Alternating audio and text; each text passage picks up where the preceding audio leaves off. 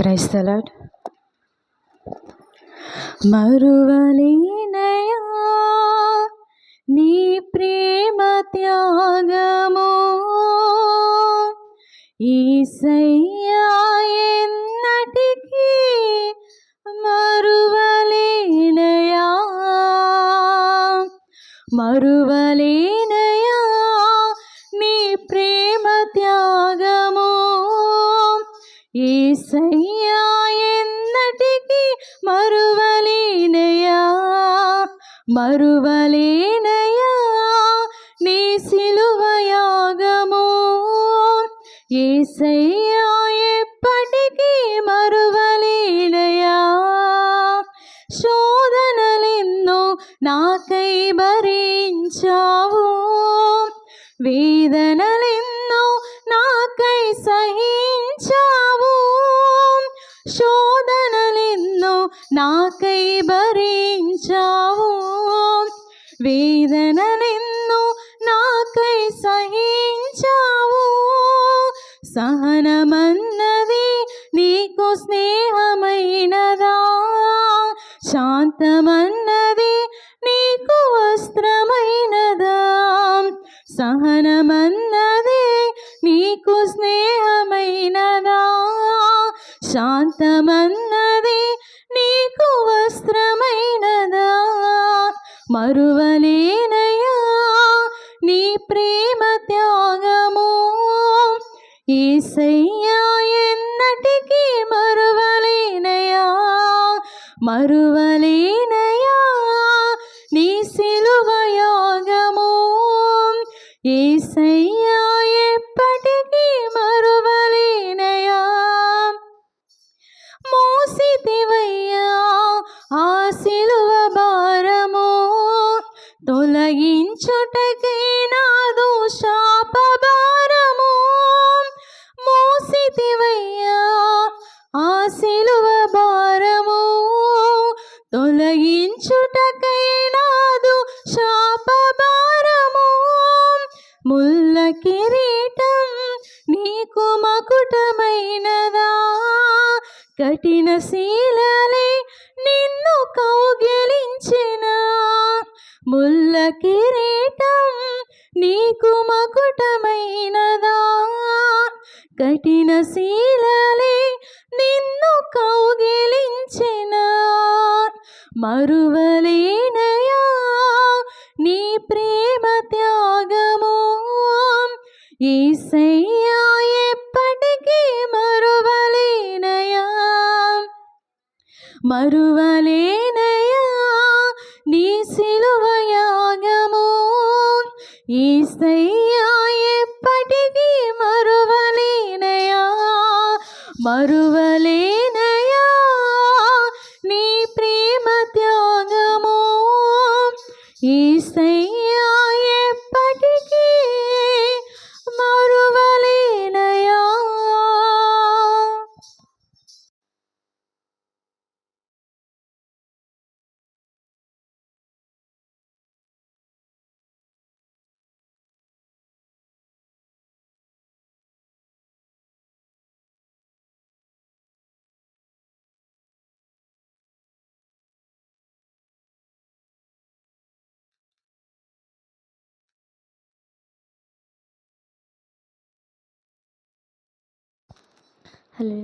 సిలువ చెంత చేరిన నాడు కలుషములను కడిగివేయు, సిలువ చెంత చేరిన నాడు కలుషములను కడిగివేయు. పౌలు వలెను శీలా వలెను, పౌలు వలెను శీలా వలెను, సిద్ధపడిన భక్తుల చూచి, సిద్ధపడిన భక్తుల చూచి, సిలువ చెంత చేరిన నాడు కలుషములను కడిగివేయు, సిలువ చెంత చేరిన నాడు కలుషములను కడిగివేయు. కొండలాంటి బండలాంటి మొండి హృదయం మండుచుండే కొండలాంటి బండలాంటి మొండి హృదయం మండుచుండే పండి ఉన్న పపులనైనా పండి ఉన్న పపులనైనా పిలచుచుండే పరము చేరా పిలచుచుండే పరము చేరా సిలువ చెంత చేరిన నాడు కలుషముల కడిగి వేయు సిలువ చెంత చేరిన నాడు కలుషములను కడిగి వేయు 100 గొర్రెల మంద నుండి ఒకటి తప్పి ఒంటరియాయే 100 గొర్రెల మంద నుండి ఒకటి తప్పి ఒంటరియాయే 99 గొర్రెల విడచి 99 గొర్రెల విడచి ఒంటరి అయినా గొర్రెను వెదకెన్ ఒంటరి అయినా గొర్రెను వెదకెన్ సిలువ చెంత చేరిన నాడు కలుషములను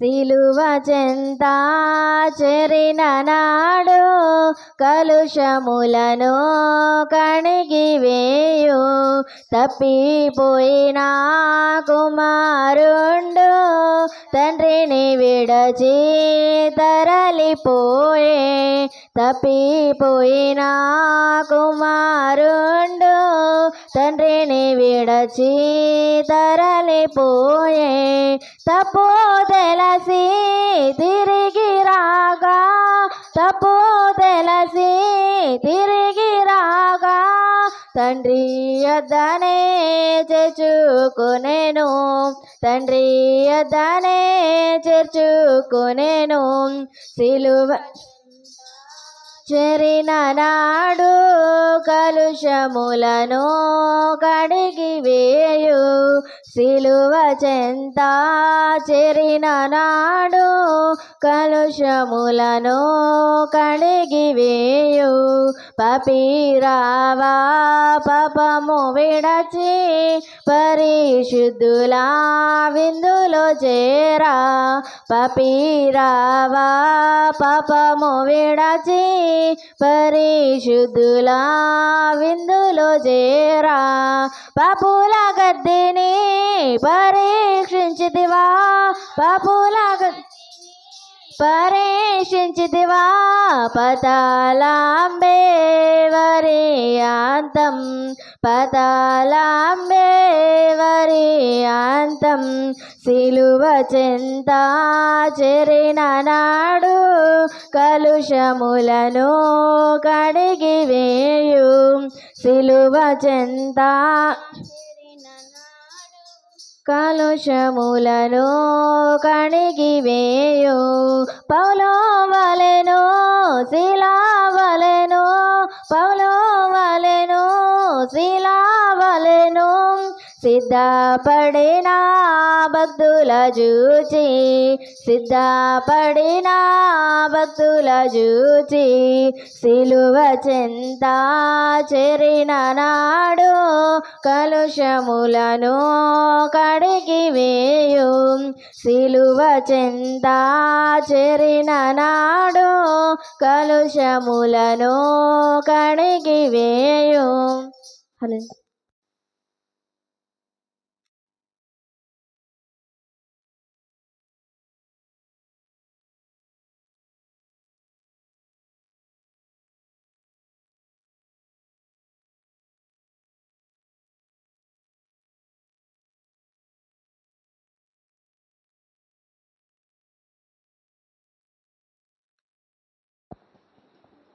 హల్లెలూయా. నా కోసమా ఈ సిలువ యాగము నా కోసమా ఈ ప్రాణ త్యాగము, నా కోసమా ఈ సిలువ యాగము, నా కోసమా ఈ ప్రాణ త్యాగము.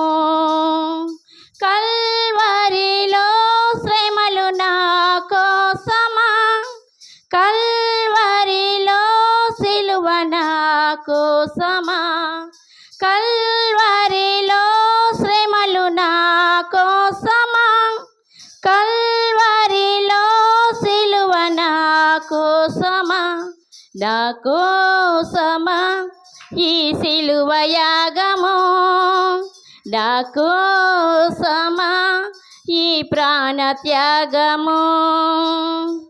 నా చేతులు చేసిన పాపానికై, నా పాదాలు నడచిన వంకర త్రోవలకై, నా చేతులు చేసిన పాపానికే, నా పాదాలు నడచిన వంకర త్రోవలకై, నీ చేతులలో నీ పాదాలలో, నీ చేతులలో నీ పాదాలలో మేకులు గుచ్చినారే.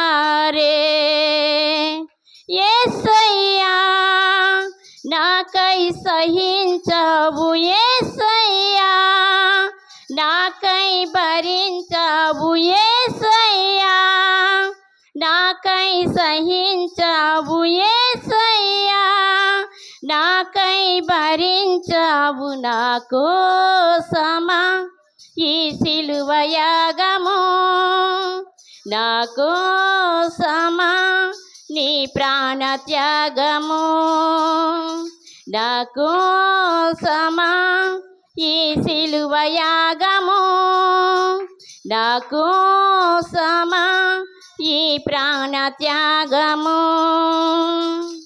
నీ మనస్సులో చెడు తలంపుకై, నా హృదయలో చేసిన అవిధేయతకై, నీ మనస్సులో చెడు తలంపుకై, నా హృదయలో చేసిన అవిధేయతకై, నీ శిరస్సుపై నీ శరీరముపై, నీ శిరస్సుపై నీ శరీరముపై ముళ్ళను గుచ్చినారే. యేసయ్యా నాకై సహించావు, యేసయ్యా నాకై భరించావు, యేసయ్యా నాకై సహించావు, యేసయ్యా నాకై భరించావు. నా కోసమా ఈ సిలువ యాగము, నా కోసమా ఈ ప్రాణ త్యాగము, నా కోసమా ఈ సిలువ యాగము, నా కోసమా ఈ ప్రాణ త్యాగము. కల్వరిలో శ్రమలు నా కోసమా, కల్వరిలో సిలువ నా కోసమా, కల్వరిలో శ్రమలు నా కోసమా, కల్వరిలో సిలువ నా కోసమా, నా కోసమా ఈ త్యాన త్యాగము, నా కోసమా ఈ సిలువ యాగము. హల్లెలూయా.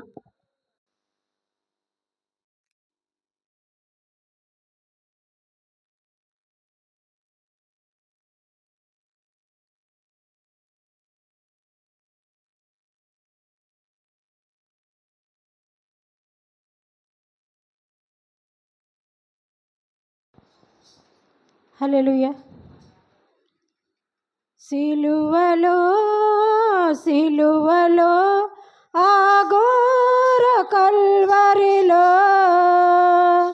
తొలువల మధ్యలో వేలాడిన యేసయ్యా తొలువల మధ్యలో వేలాడిన యేసయ్యా ఇలువైన యేసయ్యా బలి అయిన యేసయ్యా నిలువెల్ల నలిగితివా నీవెంతో అలసితివా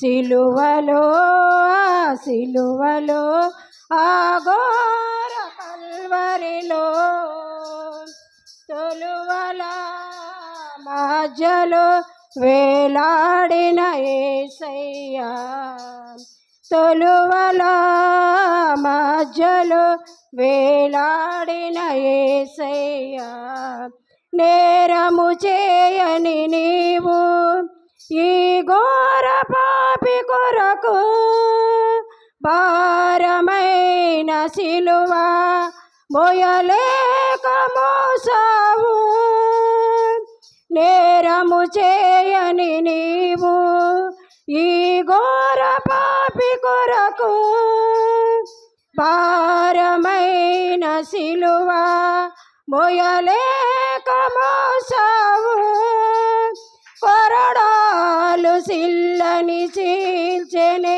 నీ సుందర దేహమునే కొరడాలు సిల్లని చీల్చెనే నీ సుందర దేహమునే తడిపెను నీ తనువును రుధిరాంబుదారలే తడిపెను నీ తనువును రుధిరాంబుదారలే విలువైన యేసయ్యా బలి అయిన యేసయ్యా నిలువెల్ల నలిగితివా నీవెంతో అలసితివా సిలువలో సిలువలో అఘోర కల్వరిలో తొలువల మధ్యలో వేలాడిన యేసయ్యా తొలువల మధ్యలో వేలాడిన యేసయ్యా వదకు సిద్ధమైన గొర్రె పిల్లవోలే మోమును ఉమ్మివేయ మౌనమైనవే వదకు సిద్ధమైన గొర్రె పిల్లవోలే మోమును ఉమ్మివేయ మౌనమైనవే దూషించి అపహాసించి హింసించిరా నిన్ను ఊసించి అపహాసించి హింసించిరా నిన్ను ఊహకు అందని నిశాగమేసయ్యా ఊహకు అందని నిశాగమేసయ్యా విలువైన యేసయ్యా బలి అయిన యేసయ్యా నిలువెల్ల నలిగితివా నీవెంతో అలసితివా సిలువలో సిలువలో ఆ ఘోర కల్వరిలో తొలువల మధ్యలో వేలాడిన యేసయ్యా తొలువల మధ్యలో వేలాడిన యేసయ్యా నాది పాపమే నిన్ను ఆ సిలువకు గురి చేసే నాది దోషమే నిన్ను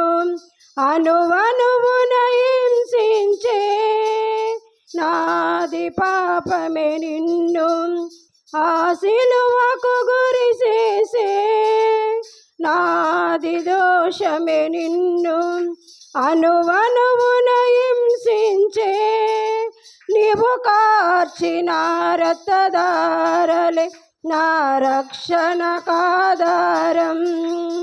నీవు కార్చిన రక్తధారలే నా రక్షణకాధారం సిలువలో చేరెను విరిగిన హృదయముతో సిలువలో చేరెను విరిగిన హృదయముతో విలువైన యేసయ్యా బలి అయిన యేసయ్యా నిలువెల్ల నలిగితివా నీవెంతో అలసితివా సిలువలో సిలువలో ఆఘోర కల్వరిలో తొలువల మధ్యలో వేలాడిన యేసయ్యా తొలువల మధ్యలో వేలాడిన యేసయ్యా. హల్లెలూయా.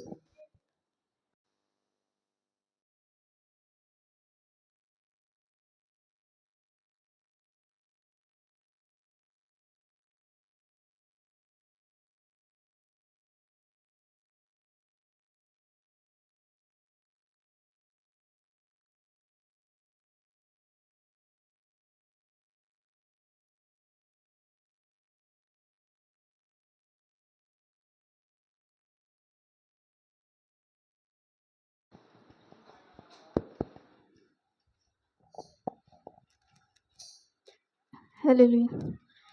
నీ కృపలే నీదే నీ దయలే నీదే క్షణమైన బ్రతుకనేనయా నీ కృపలే నీదే నీ దయలే నీదే క్షణమైన బ్రతుకనేనయా నేనేమయ్యున్నాను నాకేమున్నాను కేవలం నీ కృపే నేనేమయ్యున్నాను నాకేమున్నాను కేవలం నీ కృపే యేసయ్యా యేసయ్యా నీ కృపా చాలయ్యా యేసయ్యా యేసయ్యా నీ కృపా చాలయ్యా నీ కృపలే నీదే నీ దయలే నీదే క్షణమైన బ్రతుకలేనయా నీ కృపలే నీదే నీ దయలే నీదే క్షణమైన బ్రతుకలేనయా నాశనకరమైన గోతి నుండి నన్ను లేవనెత్తినది నీ కృప నాశనకరమైన గోతి నుండి నన్ను లేవనెత్తినది నీ కృప నీ కృపలోనే నా జీవితం కడవరకు కొనసాగించేదా నీ కృపలోనే నా జీవితం కడవరకు కొనసాగించేదా యేసయ్యా యేసయ్యా నీ కృపా యేసయ్యా యేసయ్యా నీ కృపా చాలయ్యా నీ కృపలే నీదే నీ దయలే నీదే క్షణమైన బ్రతుకలేనయా నీ కృపలే నీదే నీ దయలే నీదే క్షణమైన బ్రతుకలేనయా ఏ దిక్కులేని నాకు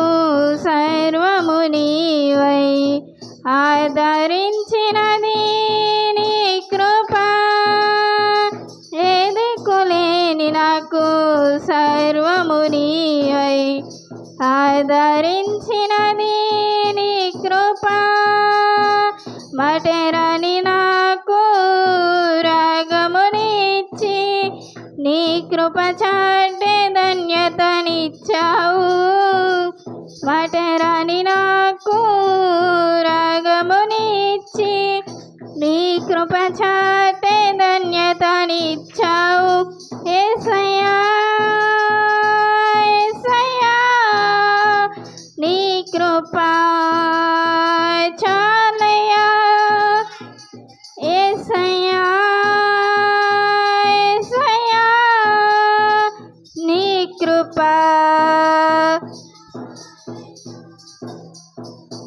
నీ కృపలే నీదే నీ దయలే నీదే క్షణమైన బ్రతుకలేనయ్యా నీ కృపలే నీదే నీ దయలే నీదే క్షణమైన బ్రతుకలేనయ్యా నేనేమై ఉన్నాను నాకేమున్నాను కేవలం నీ కృపే నేనేమై ఉన్నాను నాకేమున్నాను కేవలం నీ కృపే యేసయ్యా యేసయ్యా నీ కృప చాలయ్యా యేసయ్యా యేసయ్యా నీ కృప చాలయ్యా నీ కృపలే నీదే నీ దయలే నీదే క్షణమైన బ్రతుకనేనయ్యా నీ కృపలే నీదే నీ దయలే నీదే క్షణమైన బ్రతుకనేనయ్యా హలో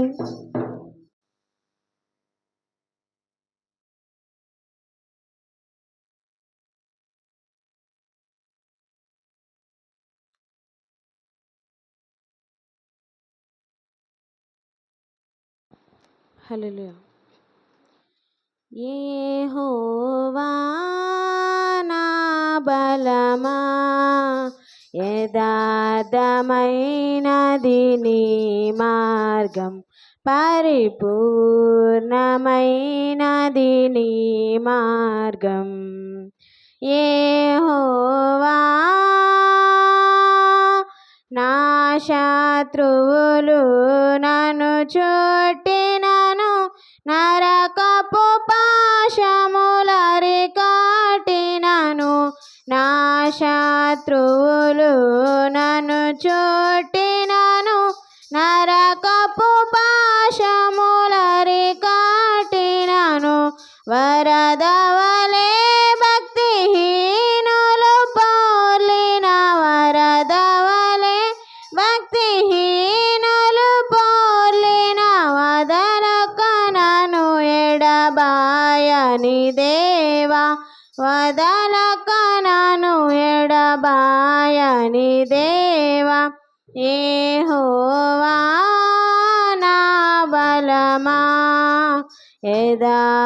యథార్థమైనది నీ మార్గం పరిపూర్ణమైనది నీ మార్గం యెహోవా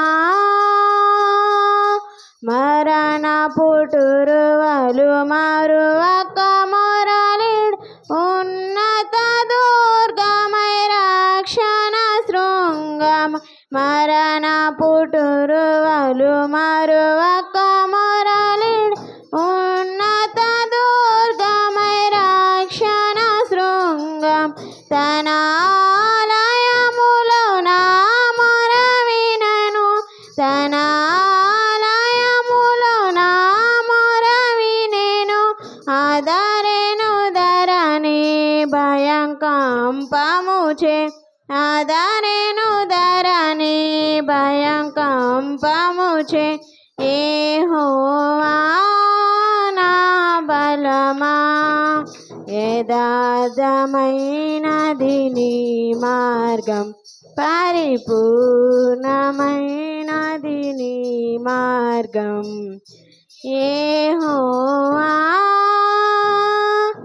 నా దీపమును వెలిగించువాడు నా చీకటిని వెలుగుగా చేయున్ నా దీపమును వెలిగించువాడు నా చీకటిని వెలుగుగా చేయున్ జలరాశుల నుండి బలమైన చేతితో జలరాశుల నుండి బలమైన చేతితో వెలుపల చేర్చిన బలమైన దేవు వెలుపల చేర్చిన బలమైన దేవు యెహోవా నా బలమా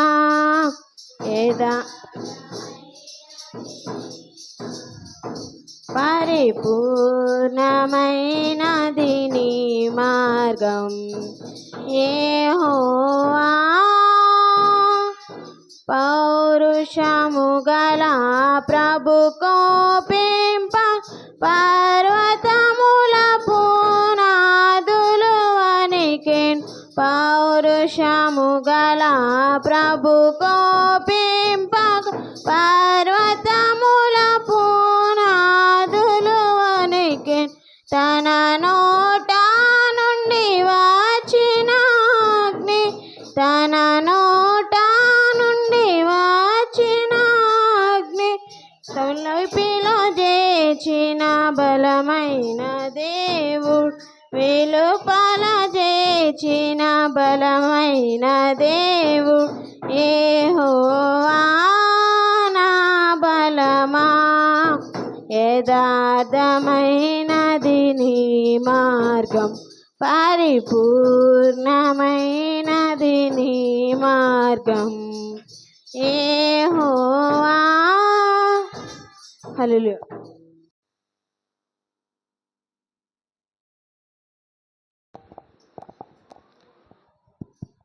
వాక్య భాగం చదువుదామండి.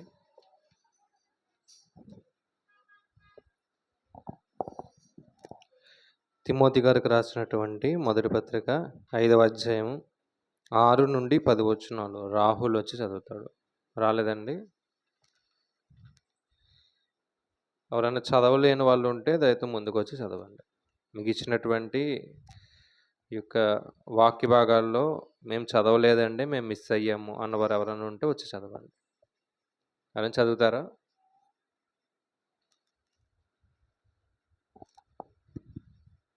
యవనస్తులు ఎవరైనా? తిమోతికి రాసినటువంటి మొదటి పత్రిక 5వ అధ్యాయం 6 నుండి 10 వచనాలు.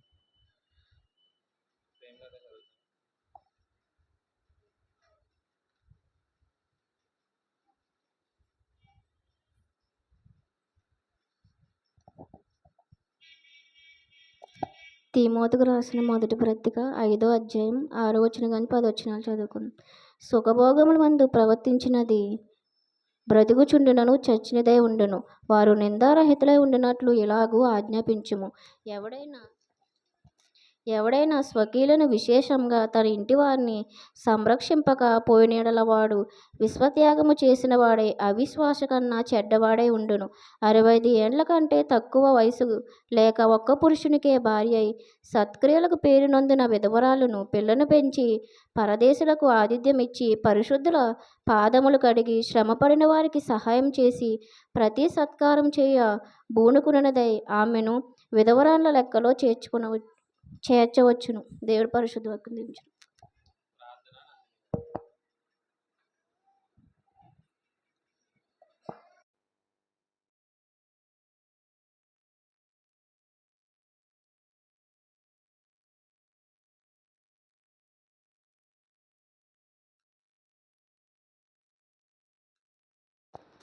ప్రార్థన చేసుకుందామండి. పరిశుద్ధుడ మహోన్నతుడ సర్వాధికారి సర్వశక్తిమంతుడ నీకే వందనాలు స్తుతులు స్తోత్రాలు దేవా. ఉదయకాల సమయమందు నీ రెక్కల చాటున మమ్మల్ని కాచి కాపాడి ఇటు రీతిగా కూడుకోవడానికి సహాయం చేసిన దేవా నీకే వందనాలు, నీకు స్తుతులు, నీకు స్తోత్రాలు దేవా. ఇక్కడ ఉన్న ప్రతి బిడ్డని కూడా నీ చేతులకు అప్పచెప్తున్నాను యేసయ్య. నీ రెక్కల చాటున మమ్మల్ని కాచి కాపాడి దేవా మరొక రోజున మాకు ఇవ్వబోతున్న దేవా నీకు స్తోత్రం అయ్యా. తండ్రి, ఎవరికి ఏ సమస్య ఉందో నాకైతే తెలియదయ్యా. ప్రతి ఒక్కరిని కూడా, ప్రతి కుటుంబాన్ని కూడా నీ చేతులకు అప్పచెప్తున్నాను దేవా నీకే వందనాలు, నీకు స్తుతులు యేసయ్య, స్తోత్రాలు యేసయ్య. తండ్రి, మా అందరి పాపములు తండ్రి ప్రభా నీ భుజము వేదేసుకుని మోసిన దేవా నీకే స్తోత్రము స్తుతులు యేసయ్య. తండ్రి, నశించి దాన్ని వెతికి రక్షించడానికి ఈ లోకానికి వచ్చిన దేవా నీకే స్తోత్రం అయ్యా. దేవా తండ్రి ప్రభా ఇదిగోయ్యా కోత విస్తారంగా ఉంది, పనివారైతే కొద్దిగా ఉన్నారన్నారు దేవా. ప్రతి యవ్వన చెల్లిని, యవ్వన తమ్ముని జ్ఞాపకం వేసుకోండి సయ్యా. తండ్రి ప్రభా యవ్వన కాలమందు నీ కాడి మోయట ఎంతో భాగ్యమయ్యా దేవా. అటు రీతిగా మాకు సహాయం దయచేయండి దేవా. తండ్రి ప్రభా ఇదిగో నీకు తండ్రి ప్రభా నీ తోటలో పనివారగా మేమంతా ఉండడానికి సహాయం దయచేయండి దేవా నీకే వందనాలు, నీకు స్తుతులు యేసయ్యా. తండ్రి ప్రభా ఎవరికి ఏ అవసరత ఉందో నాకైతే తెలియదయ్యా. ప్రతి ఒక్కరిని కూడా నీ చేతులకు అప్పచెప్తున్నాను దేవా. ఇదిగో ఉద్యోగాల కోసం ఎదురు చూస్తున్న ప్రతి బిడ్డను కూడా జ్ఞాపకం ఉంచుకోండి దేవా. వివాహాల కోసం తండ్రి ప్రభా ఎదురు చూస్తున్న ప్రతి ఒక్కరికి కూడా తండ్రి మా వివాహాలు నీకు మహిమకరంగా ఉండడానికి సహాయం దయచేయండి దేవా. అలాగే తండ్రి ప్రభు ఇప్పటి వరకు తండ్రి ప్రభు వాళ్ళ కుటుంబంలో తండ్రి ప్రేరు పెట్టుకున్న ప్రతి కుటుంబాన్ని కూడా జ్ఞాపకం ఉంచుకోండి దేవా. రోజు కూడా వాక్యం ద్వారా మాకు ఎంతోగానో మాట్లాడుతున్నారు యేసయ్య. మాలో జారత్వము తండ్రి ప్రభా ఇదిగో అసూయ ఉండకుండా తండ్రి ప్రభా తండ్రి ఈ క్షణమే ఉంటే తండ్రి నీ అగ్నితో కాల్చివేయండి దేవా నీకే వందనాలు యేసయ్య. తండ్రి ప్రభా ఇంకా అనేక విషయాలు తండ్రి ప్రభా తండ్రి మేము తెలుసుకొని మాలో తండ్రి ప్రభా ఏమన్నా లోటుపాటులు ఉంటే నీ వాక్యముతో తండ్రి ప్రభా వాక్యం అనే ఖడ్గంతో మమ్మల్ని మేము సరి చేసుకోవడానికి సహాయం దయచేయండి దేవా. తండ్రి వినే వాళ్ళగా మేము వండుకుంటే తండ్రి వినే వాళ్ళుగా కాకుండా తండ్రి ప్రభా అది అనుసరించి నడుచుకునే భాగ్యాన్ని మాకు దయచేయండి దేవా. తండ్రి ప్రభా ఇదిగో వాక్యం ప్రకారంగా మేము జీవించడానికి సహాయం దయచేయండి దేవా. తండ్రి ప్రభా ఇదిగోయా ప్రతి యవ్వన చెల్లిని, యవ్వన తమ్ముని జ్ఞాపకం ఉంచుకోండి. ఇంకా తండ్రి ప్రభా ఆసక్తిగా ఉన్న వాళ్ళని ప్రతి ఒక్కరు కూడా తండ్రి ప్రభా నీ రెక్కల చాటును కాచి కాపాడి దేవా. తండ్రి ప్రభా మరొకసారి అవకాశం మాకు దయచేయండి దేవా. ఎంతో తండ్రి ప్రభా ఆశతో ఉంటే తృప్తిపరుస్తానన్నావు దేవా. తండ్రి ప్రభా ఇదిగో నీ చేతులకు అప్పచెప్తున్నాను దేవా. తండ్రి ఇదిగో అనేక మిషనరీని తండ్రి జ్ఞాపకం ఉంచుకోండి దేవా. ఇంకెవరైతే సువార్త చేస్తున్నారో అనేక సేవకులు కూడా జ్ఞాపకం ఉంచుకోండి దేవా. హతసాక్షులు అయిపోతున్నారు దేవా. తండ్రి ప్రభా ఇదిగో ఈ 40 రోజులు ఎవరైతే ఉపవాసం ఉంటున్నారో ప్రతి బిడ్డ ద్వారా మాట్లాడండి యేసయ్య. తండ్రి నీకే వందనాలు, నీకు స్తుతులు యేసయ్యా. ఇంకా ఎవరైతే తండ్రి ప్రభా నేను మర్చిపోయి ఉన్నానో తండ్రి ప్రతిదీ కూడా నీ చేతులకు అప్పచెప్తున్నాను యేసయ్యా. తండ్రి ప్రభా ఇదిగో నీ సిలువ త్యాగం అని మేము ఏడవడం కాదు కానీ తండ్రి ప్రభా నీ కోసం బ్రతకడానికి నీ విడిచిపెట్టిన తండ్రి ప్రభా ఇదిగో సువార్తను మేము ప్రకటించడానికి అట్టి రీతిగా బ్రతకడానికి మాకు సహాయం దయచేయండి దేవా. నీకే వందనాలు, నీకు స్తుతులు యేసయ్యా. తండ్రి ప్రభా ఇదిగో దాన్ని అనుసరించి తండ్రి ప్రభా సిలువ అంటే ఏంటో మాకు తెలిసే తండ్రి ప్రభా జ్ఞానం మాకు దయచేయండి దేవా. తండ్రి ప్రభా అన్యుల వలె కాకుండా క్రైస్తవం మేము చెప్పుకుంటున్నాం కానీ అటు రీతి బ్రతుకులు మాకు లేవయ్యా దేవా. ఇదిగోయ్యా అటు రీతి బ్రతుకులు మాకు దయచేయండి దేవా. నీకే వందనాలు, నీకు స్తుతులు యేసయ్యా. తండ్రి ప్రభా మాలో నీకు ఇష్టం లేని కార్యాలు, నీకు ఇష్టం లేని తలంపులు ఉంటే ఈ క్షణమే నీ అగ్నితో కాల్చివేయండి దేవా. నీకే వందనాలు, నీకు ఇష్టం లేని కార్యాలు ఏమైనా తప్పులు చేస్తుంటే మమ్మల్ని తండ్రి ప్రభా శిక్షించండి దేవా. అవి మేము మళ్ళీ తండ్రి ప్రభా రిపీట్ చేయకుండా నీ కాపుదల, నీ కృప మాపై ఉంచండి అయ్యా. నీ పరిశుద్ధాత్మతో అభిషేకించండి దేవా. నీకే వందనాలు యేసయ్యా. తండ్రి ప్రభా మా నోటి వెంట తండ్రి ప్రభా ఇదిగో ఇతరుని తండ్రి బాధ పెట్టే మాటలు రాకుండా నీ అగ్నితో కాల్చివేయండి దేవా. నీకే వందనాలు యేసయ్యా. చెడు ఆలోచనలు, చెడు తలంపులు కూడా తండ్రి ప్రభా మా ఎదుట లేకుండా తండ్రి ప్రభా ఇదిగో నీ రక్తంతో ఎలా అయితే తండ్రి ప్రభా మా పాపములన్నీ కడిగి వేసావో దేవా, ఇంకా పాపంలోనే మేము బ్రతుకుచున్నామేమో దేవా. ఈ క్షణమే తండ్రి ఈ 40 రోజులు కూడా మమ్మల్ని మేము పరీక్షించుకోవడానికి సహాయం దయచేయండి దేవా. అనేక భక్తులు ఎలా అయితే తండ్రి ప్రభా మిమ్మల్ని అడుగుచున్నారో దేవా అటు రీతిగా మేము తండ్రి ప్రభా బ్రతకకపోయినా తండ్రి ప్రభా నీవు ఇచ్చిన జీవితాన్ని నీకోసం బ్రతకడానికి సహాయం దయచేయండి దేవా. నీకే వందనాలు, నీకు స్తుతులు యేసయ్యా. ఇగో చెప్పబోతున్న వాక్యం తండ్రి ప్రభా కేవలం నీ నోటి బురగా వాడుకోండి యేసయ్యా. తండ్రి మంచి నేలను పడే విత్తనము వల్ల మేమంతా ఫలించడానికి సహాయం దయచేయండి అయ్యా. అనేక విషయాలు తండ్రి ప్రభా సూటిగా తేటగా మాతో మాట్లాడుతూ ఇష్టపడుతున్న దేవానికి స్తోత్రం అయ్యా. తండ్రి ప్రభ, ఇదిగో అయ్యా, ఈ 40 రోజులు కూడా తండ్రి ప్రభ నీ వాక్యంతో మమ్మల్ని కడుక్కోవడానికి సహాయం దయచేయండి అయ్యా. తండ్రి ప్రభ నెక్స్ట్ 40 డేస్లో కూడా తండ్రి ప్రభ సిలువ అంటే ఏంటో తెలుసుకుని ఆ సిలువ మేము మోయడానికి సహాయం దయచేయండి దేవా. నీకే వందనాలు యేసయ్యా. మాట్లాడుతున్న పాస్టర్ గారిని నీ సిలువ చాటున మరుగుపరచండి. కేవలం నీ నోటు బురగ వాడుకొని మహిమ పొందమని, ఈ చిన్న ప్రార్థన నీ పాదాల సన్నిధి చేసుకుని ప్రతిఫలం దయచేస్తామని యేసు నామములో అడిగి వేడుకుంటున్నాం మా తండ్రి. ఆమేన్.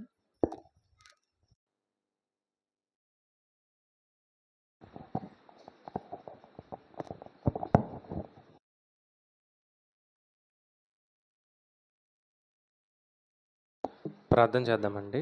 ప్రార్థన చేసి వాక్యాన్ని ధ్యానిద్దాం. దయ కలిగిన మా కన్న తండ్రి, మీ ఘనమైన ఉన్నతమైన నామమునకు వందనములు. దేవా, మీ యొక్క ఉన్నతమైన కృపను బట్టి మమ్మల్ని కాచి కాపాడిన విధానాన్ని బట్టి తండ్రి వందనములు. దేవా, ఇదిగో తండ్రి, నీ మాటలు వినుటకు సిద్ధపడుచుండగా కేవలం వినివారు మాత్రమే ఉండి మమ్మల్ని మేము మోసం చేసుకోకుండా వాక్యానుసారంగా బ్రతుకుడు తండ్రి సహాయం దయచేయండి. అలాగే దేవా, ఇదిగో తండ్రి, ఇప్పటి వరకు పాటలు పాడిన వారిని, వాక్య భాగాలు చదివిన వారిని, ప్రార్థన చేసిన వారిని ప్రతి ఒక్కరిని కూడా జ్ఞాపకం చేసుకుని బలపరుస్తారని, ఈ యొక్క కార్యక్రమంలో ప్రారంభం నుంచి ముగింపు వరకు మీరు మాకు తోడుగా ఉండి నడిపిస్తారని తండ్రి కోరుచు ఈ యొక్క ప్రార్థన క్రీస్తు నామమును బట్టి అడిగి వేడుకుంటున్నాం పరమ తండ్రి. ఆమేన్. తండ్రి అయిన దేవునికి కృతజ్ఞతాస్తుతులు చెల్లిస్తూ కూడి వచ్చిన దేవుని బిడ్డలందరికీ క్రీస్తు వారి పేరట వందనాలు. పరిశుద్ధ గ్రంథంలో నుండి కొన్ని విషయాలు జాగ్రత్తగా ఆలోచన చేద్దాం.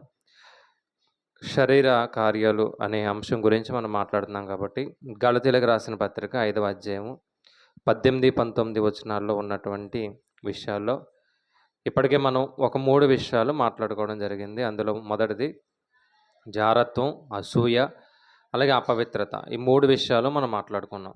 ఏమండి, ఒకసారి మరలా తీసి ఒకసారి 15 కూడా చదివే ప్రయత్నం చేద్దాం. శరీర కార్యములు స్పష్టమై ఉన్నవి: జారత్వము, అపవిత్రత, కాముకత్వము, విగ్రహారాధన, అభిచారము, ద్వేషము, కలహము, మత్సరము, క్రోధములు, కక్షలు, భేదములు, విమతములు, మత్తతలు, అల్లరితో కూడిన ఆటపాటలు. ఇవన్నీ కూడా మనలో ఉండకూడదని దేవుడు మన గురించి రాసినటువంటి మాటలు. ఈ శరీరం అనేది ఎలాంటిది అంటే శరీర కార్యాలకి నిలయంగా ఉంది అని మనం మాట్లాడుకుంటున్నాం. నిన్న కూడా అపవిత్రత అంటే కామాతురత అని, దాన్ని ఎవరైతే అనుసరించారో వారి యొక్క జీవితాలు పాడైపోయినటువంటి జీవితాలుగా ఉన్నాయని మనం ఆలోచన చేసాం. ఈరోజు విగ్రహారాధన గురించి మనం మాట్లాడుకుందాం. ఏమండి, ఈరోజు మనం మాట్లాడుకునే అంశం ఏంటంటే శరీర కార్యాల్లో 3వదిగా మనకు అనిపిస్తుంది. 3వదండి, 4వది అపవిత్ర, తర్వాత కాముకత్వం ఉంది, అలాగే తర్వాత విగ్రహారాధన ఉంది.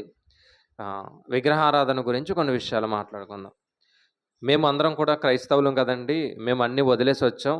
అంటే విగ్రహాలకు సంబంధించినటువంటి పూజలు కానీ, నోములు కానీ, లేదంటే హోమాలు కానీ, ఇవన్నీ కూడా మేము వదిలేసి దేవుణ్ణి నమ్మిన వారం, క్రైస్తవ జీవితంలో అడుగుపెట్టిన వారం. మరలా ఈ విగ్రహారాధన గురించి మాకు అవసరమా అంటే, నేను వదిలి వచ్చినటువంటి విగ్రహారాధన గురించి చెప్పను, కానీ వచ్చిన తర్వాత చేసేటటువంటి విగ్రహారాధన ఏదైతే ఉందో దాని గురించి మాట్లాడతా. అంటే క్రైస్తవ జీవితంలో కూడా చాలామంది విగ్రహారాధన చేసే వాళ్ళు ఉన్నారు. అది ఏంటి అనేది మనం ఆలోచన చేద్దాం. ఏమంటే ఏంటి అనేది ఆలోచన చేద్దాం. విగ్రహారాధన అంటే ఒక మాటలో చెప్పాలంటే అత్యాసక్తి కలిగి ఉండడమే విగ్రహారాధన. ఏదైనా ఒక విషయం పట్ల ఎక్కువగా ఆసక్తి కలిగి ఉండడం ఏంటి? విగ్రహారాధన. అది ఏ విషయమైనా కానివ్వండి, ఒక వ్యక్తిని ఎక్కువగా ప్రేమించడం కూడా విగ్రహారాధనే. సాధారణంగా మనం చేయట్లేదు కదండి అని మనం అనుకుంటాం, కానీ ఒక మాట చెప్తాను, మనం చేసే విగ్రహారాధన చెప్తాను. సాధారణంగా పిల్లలు పుట్టిన తర్వాత పిల్లలకి తలనీలాలు అంటారు, తెలుసు కదండి. గుండు కొట్టించడానికి మనం ప్రయత్నం చేస్తాం. కొన్ని దినాలు అయిపోయిన తర్వాత ఏదో ఒక రోజు పెట్టుకుని, ఎందుకంటే పెద్దలు పెట్టినటువంటి ఏదో ఒక రోజు ఉంటుంది, ఆ రోజు పెట్టుకుని పలానా రోజు ఇవ్వాలి తలనీలాలని చెప్పేసి అనుకుని, సాధారణంగా క్రైస్తవులందరూ వెళ్ళేటటువంటి చోటు ఏంటంటే, ఒకటి గుణదల, లేదంటే గౌరీపట్. ఈ 2 ఖచ్చితంగా వెళ్తాం. వెళ్ళి ఏం చేస్తామంటే అక్కడ ఉన్నటువంటి మేరీమాత విగ్రహం దగ్గర, లేదంటే ఇంకా చాలా విగ్రహాలు ఉంటాయి, ఆ విగ్రహాల దగ్గర ఏం చేస్తామంటే ఈ తలనీలాలు అనేవి ఇచ్చి గుండు కొట్టించుకుని వస్తాం. అంటే క్రైస్తవ జీవితంలోకి వచ్చిన తర్వాత కూడా మనం చేసేటటువంటి విగ్రహారాధన ఏంటంటే ఇదే. అందుకే ముందే చెప్పాను, వదిలివచ్చిన దాని గురించి నేను మాట్లాడను, కానీ మనం ఇందులో ఉంటూ చేసేటటువంటి కొన్ని విషయాలు ఉన్నాయి, వాటి గురించే నేను మాట్లాడుతున్నాను. ఒకవేళ మనలో అలాగా ఎవరైనా చేసుంటే, మీ పిల్లలకు చేసుంటే, మీరు ఖచ్చితంగా ఏం చేసి ఉంటారు? మీరు ఖచ్చితంగా విగ్రహారాధన చేశారు. ఎందుకంటే మీ పిల్లలకి అలా చేశారేమో మరి నాకైతే తెలియదు, కానీ ఏమండి ఒకవేళ చేసుంటే, ఒకవేళ ఎవరైనా చేసుంటే మీరు ఖచ్చితంగా మరి తెలిసి చేశారా, తెలియక చేశారా నాకు తెలియదు, కానీ ఒకవేళ తెలియక చేశామండి అని మీరు అనుకుంటే ఇప్పుడు తెలుసుకోండి. ఒకవేళ అలా ఎవరైనా చేయడానికి ఇష్టపడితే దాన్ని మీరేం చేయాలి?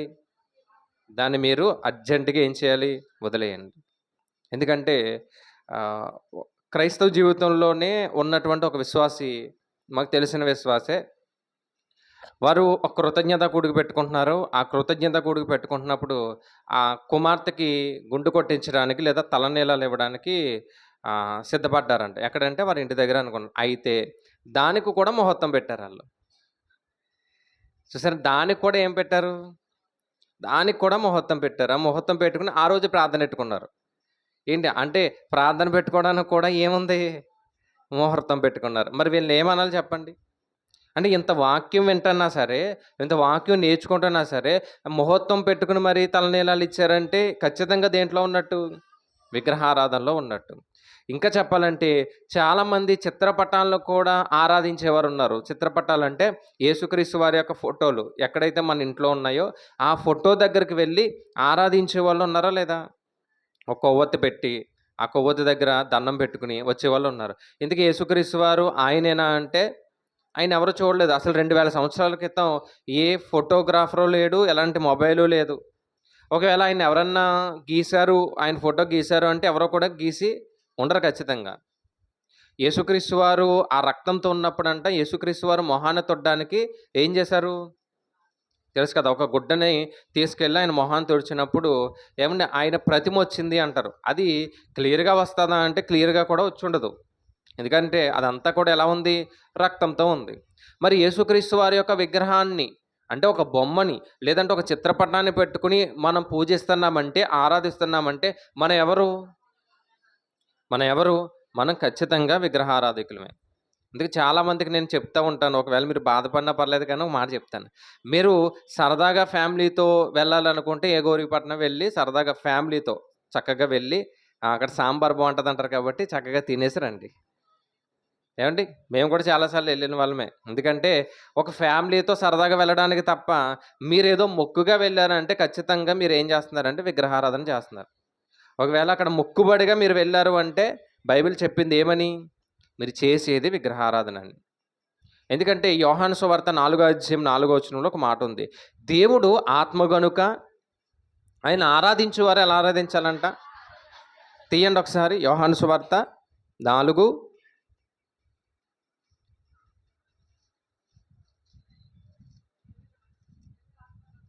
24 అండి, ఒకసారి తీయండి. యోహాను సువార్త 4వ అధ్యాయం 24వ వచనం.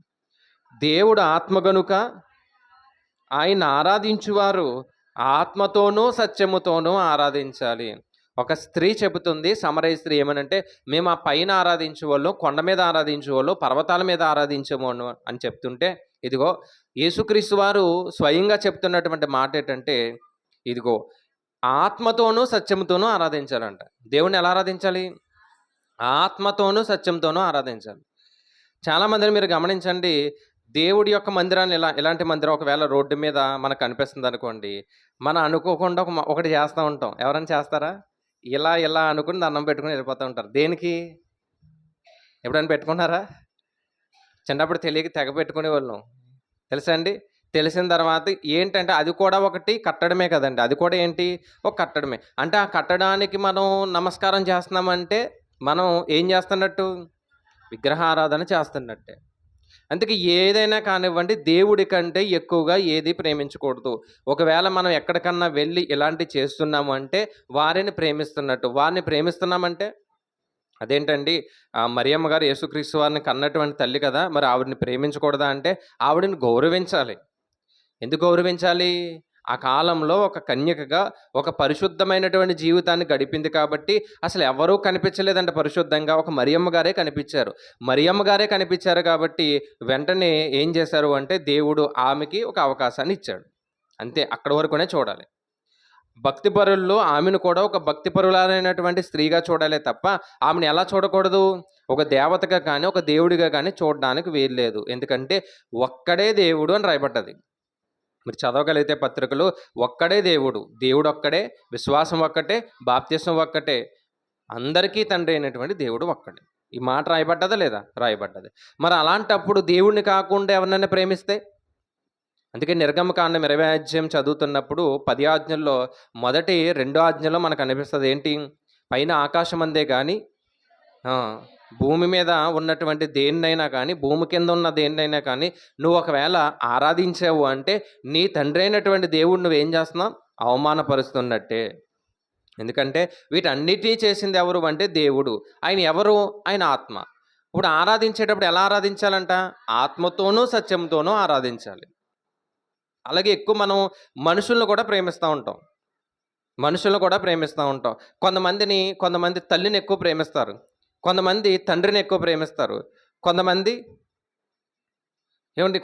హీరోలను ఎక్కువ ప్రేమిస్తూ ఉంటారు, కొంతమంది హీరోయిన్లు ఎక్కువ ప్రేమిస్తూ ఉంటారు, కొంతమంది క్రికెట్ ఆడేటటువంటి వారు ఎవరైతే ఉన్నారో వాళ్ళని ఎక్కువ ప్రేమిస్తూ ఉంటారు. కొంతమంది ఇంకెవరు ఉన్నారు? చాలామంది ఉంటారు. పిల్లల్ని ప్రేమిస్తూ ఉంటారు, పిల్లల తల్లిదండ్రులు ప్రేమిస్తూ ఉంటారు, రాజకీయ నాయకులు ప్రేమిస్తూ ఉంటారు, సినీ హీరోలు ప్రేమిస్తూ ఉంటారు. ఇంకెవరు ఉన్నారు? ఈ భూమి మీద చాలామంది ఉన్నారు.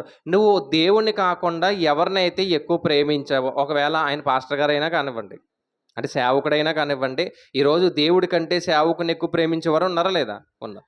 ఎవరినైనా కానివ్వండి, వారిని ఎక్కువగా ప్రేమిస్తున్నావంటే నువ్వు చేసేది ఏంటంటే విగ్రహారాధన.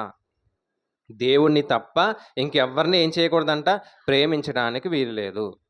అది ఏదైనా కానివ్వండి. అది ఒక మనిషా, ఒక జంతువా? చాలామంది జంతువులను కూడా ప్రేమిస్తూ ఉంటారు. తెలుసని చాలామంది ఏమవుతారు? జంతువులు కూడా ప్రేమించే వాళ్ళు ఉన్నారా లేదా? చాలామంది ఉన్నారు. ఇక ఎంత పిచ్చి అంటే జంతువులు బట్టి కూడా దేవుని దగ్గర రావడం మానేసే వాళ్ళు ఉన్నారు. చాలామంది ఇంట్లో కుక్కలు పెంచుకుంటూ ఉంటారు. దాన్ని ఒక్కదాన్ని ఏమని చేస్తామని నేను కూడా ఉండిపోయానని అంటారు. అంటే కుక్క తోడమాట. అంతే కదండి. ఇప్పుడు కుక్కలు పెంచుకున్న వాళ్ళు దాన్ని ఒక్కదాన్ని ఏం చేస్తామండి అని చెప్పేసి ఏం చేస్తారు? అందుకే రాలేదండి అంటారు. అంటే దేవుడి కంటే నువ్వు ఎవరిని ఎక్కువ ప్రేమించావు? కుక్కని ఎక్కువ ప్రేమించావు. ఎవరినైనా కానివ్వండి, జంతువుల్ని ప్రేమించాము అంటే, మనుషుల్ని ప్రేమించాము అంటే, అలాగే వస్తువుల్ని ప్రేమించాము అంటే దేవుణ్ణి నువ్వు అవమానపరుస్తున్నట్టు దాన్ని నువ్వేం చేస్తున్నావు? విగ్రహారాధనలోకి తీసుకొచ్చాడు దేవుడు. ఒకవేళ మనిషికి అసూయ ఉందనుకోండి ఎక్కువ, అది విగ్రహారాధనే.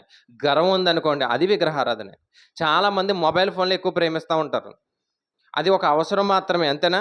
ఫోన్ మాట్లాడుకోవడానికి, కొన్ని కార్యక్రమాలకు అది కేవలం అవసరం మాత్రమే. దాన్ని ఎలా చూస్తాం మనం? ఎలా చూస్తాం? పొద్దున్నే లేవగానే దీని దర్శనం అవ్వాలనుకుంటాం, అంతేనా? అది కేవలం ఏంటంటే మనం వాడుకోవడానికి ఉపయోగించేది మాత్రమే. అది ఎంతవరకు అంటే అంతవరకునే. కానీ అదే జీవితం అయిపోతే ఒక్కరోజు, ఒక 2 రోజులు ఫోన్ లేకుండా ఉండండి. కొంచెం కష్టమే, కానీ ఉంటే కొంచెం కష్టమైనా ఒకసారి ట్రై చేయండి ఎప్పుడన్నా. లేదండి మాకు రోజు ఫోన్లు వస్తాయి, మరి ఏం చేయాలండి అంటే నేను చెప్పేది ఏంటంటే అది కేవలం మాట్లాడుకోవడానికి మాత్రమే తప్ప దాన్ని ఎలా వాడుకోవాలో అలా వాడుకోవాలి. అంతకు మించి వాడితే అది కూడా ఏంటి? దేవుణ్ణి వదిలేసాం కదా. దేవుణ్ణి వదిలేసాము అంటే అది కూడా ఏంటి? విగ్రహారాధనే. అలా చెప్పుకుంటూ పోతేనండి మన జీవితంలో ఎన్నో విషయాలు ఉన్నాయి ఈరోజు. చాలామంది మనుషుల్ని ప్రేమించే వాళ్ళు లేరా చెప్పండి? దేవుడి కంటే ఉన్నారా లేదా? అన్నీ వదిలేసి మనుషుల్ని ప్రేమించే వాళ్ళు ఉన్నారు.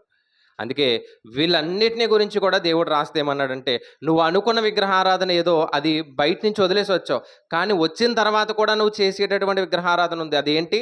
మనుషుల్ని ప్రేమించడం, జంతువులను ప్రేమించడం, అలాగే వస్తువులను ప్రేమించడం, కుటుంబంలో ఉన్న వారిని ప్రేమించడం, చివరికి దేవుణ్ణి వదిలిపెట్టడం, వారిని ప్రేమించడం ఏంటంట? విగ్రహారాధన అన్నాడు. కొన్ని విషయాలు చూద్దాం. మొదటిగా ఈ విగ్రహారాధనలో కొన్ని విషయాలు చూద్దాం. మొదటిది ఏంటంటే గర్వం. యెహెజ్కేలు గ్రంథము చూద్దాం. యెహెజ్కేలు గ్రంథము 28వ అధ్యాయం 17వ వచనాన్ని చూడండి. యెహెజ్కేలు గ్రంథం 28వ అధ్యాయం 17వ వచనం.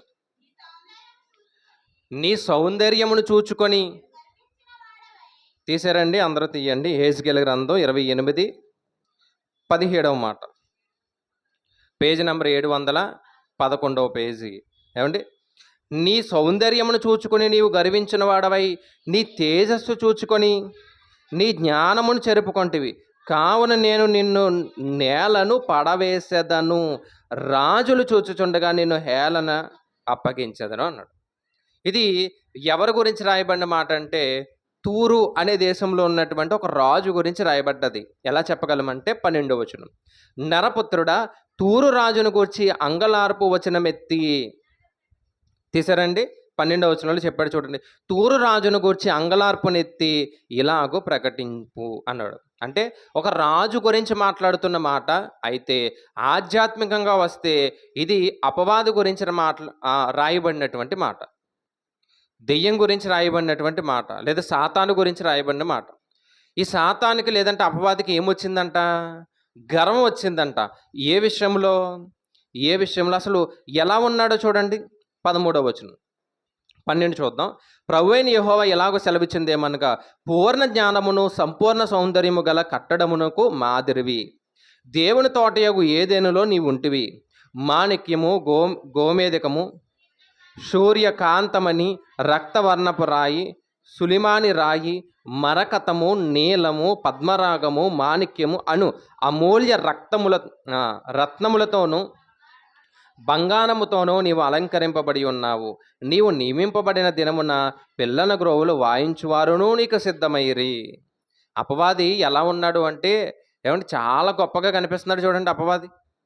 సాతాను వాడి యొక్క వైభవం ఎలా ఉందంటే దేవునితో ఉన్నప్పుడు రత్నాలతో ఉన్నాడంట, బంగారంతో ఉన్నాడంట. వీడు ఎవడు అంటే కెరూబు అని రాయబడ్డది. కెరూబు అంటే అర్థం ఏంటంటే దేవుణ్ణి మోసేవాడు అని అర్థం. కెరూబు అంటే దేవదూతల్లో ప్రధానమైన దేవదూతలు ఏమన్నారు? కెరూబులు అన్నారు. అంటే దేవుణ్ణి మోసేవారు. ఇంకా చెప్పాలంటే ఆరాధన చేయడానికి, ఆరాధనకు కూడా ఒక లీడర్ ఎవరు అంటే అపవాది. ప్రారంభం దేవుని స్తుతించేటటువంటి ఆ ఏదైతే పరిచర్య ఉందో ఆ పరిచర్యకండి ఒక లీడర్గా ఎవరున్నారు? అపవాది ఉన్నాడు. అందుకే ఎంత గొప్పగా తన గురించి రాయించాడు అంటే ఇదిగో 14వ వచనం, అభిషేకము నొందిన కెరూబువై ఒక ఆశ్రయముగా నీవు ఉంటివి. అంటే ప్రత్యేకంగా ఉన్నాడంట. అభిషేకం నొందినటువంటి కెరూబుగా నువ్వు ఎలా ఉన్నావు? ప్రత్యేకంగా ఉన్నావు. మరి ఏమొచ్చింది ఇతనికి? గర్వం వచ్చింది.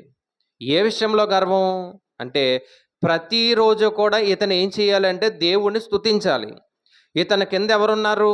కొంతమంది దేవదూతలు ఉన్నారు. ఈ దేవదూతలు వీళ్ళందరూ కలిసి ఏం చేయాలంటే దేవుని స్తుతించాలి. ఒకానొక దినంలో అనుకున్నాడంట, ఈ స్తుతులన్నీ కూడా నాకే రావాలి అనుకున్నాడంట. అందరూ నన్నే స్తుతించాలి అనుకున్నాడు. అందరూ నన్నే ఏం చేయాలి? కొనియాడాలి అనుకున్నాడు. దేవుణ్ణి స్తుతించాల్సినటువంటి ఒక దేవదూత వాడి యొక్క ఆలోచన చూడండి ఎలా మారిపోయిందో. అందుకే 17వ వచనంలో మాట్లాడుతూ, నీ సౌందర్యమును చూసుకొని నీవు గర్వించిన వాడవై. నీ సౌందర్యాన్ని చూసుకొని నువ్వేం చేసావు? నీవు గర్వించిన వాడవై నీ తేజస్సు చూసుకొని నీ జ్ఞానమును చెరుపుకొంటివి. కావున నేను నిన్ను పడదోశాను. ఏం చూసుకొని గర్వం వచ్చిందంటే తన అందాన్ని చూసుకొని గర్వం వచ్చిందంట. ఎందుకంటే కెరూబులందరిలో కూడా ఎలా ఉన్నాడు? అభిషేకం పొందినవాడిగా ఉన్నాడు, ప్రధానుడిగా ఉన్నాడు. మరి ఏమొచ్చింది? గర్వం వచ్చింది. బంగారంతోనంట, రత్నాలతో ఏమండి ఉన్నటువంటి ఇతను లేదంటే అపవాది చివరికి ఏమయ్యాడు? ఒక దెయ్యంగా మారిపోయాడు, ఒక అపవిత్రాత్మగా మారిపోయాడు. సాతాను, మహాఘట సర్పము అని ఎవరికి? అపవాదికి పేరు అనేది ప్రకటన గ్రంథంలో చదువుతాం కదా. ఒక అభిషేకం పొందినటువంటి కెరూబు ఏమయ్యాడు? మహాఘట సర్పంగా మారిపోయాడు. ఒకసారి ఆలోచించండి, మన దగ్గరకు వచ్చి ఈరోజు మనకు కూడా ఈ గర్వం అనేది అంటుకుందనుకోండి, మనం కూడా ఏమైపోతాం? ఈ గర్వం అనేది అంటుకుందనుకోండి. ఎందుకు వచ్చిందంట గర్వం? అతనికి తన సౌందర్యాన్ని చూసుకుని గర్వం వచ్చిందంట. ఈరోజు మనలో ఏదో ఒక టాలెంట్ ఉండొచ్చు. ఆ టాలెంట్ చూసుకుని మనకి ఏమొస్తుంది అంటే ఆ టాలెంటే మనకి ఏంటంటే విగ్రహారాధనగా మారిపోయి ఏమండి చాలామంది పడిపోతున్న వారు ఉన్నారు. అందుకే ఒక్కసారిగా వెలుగుతూ ఉంటారు, మరలా వెంటనే ఆరిపోతూ ఉంటారు. ఆరిపోయే దీపానికి వెలుగు ఎక్కువ అంట. అందుకే కొంతమంది చూడండి వెంటనే వెలుగుతారు, తర్వాత ఏమవుతారు? ఎక్కడా కనిపించరు. సాతాను కూడా చూడండి గర్వం అనేది ఇతని జీవితంలో వచ్చింది. చివరికి ఏమనుకున్నాడంటే నేనే గొప్పవాడిని అనుకున్నాడు. అదే దేవుడు ఏమన్నాడంటే విగ్రహారాధన అంటే ఒక దాని మీద నీకేముంది? అత్యాసక్తి ఉంది, ఎక్కువ ఆసక్తి ఉంది. కాబట్టి నీ జీవితం ఏమైపోయింది అంటే చివరికి పడిపోయింది.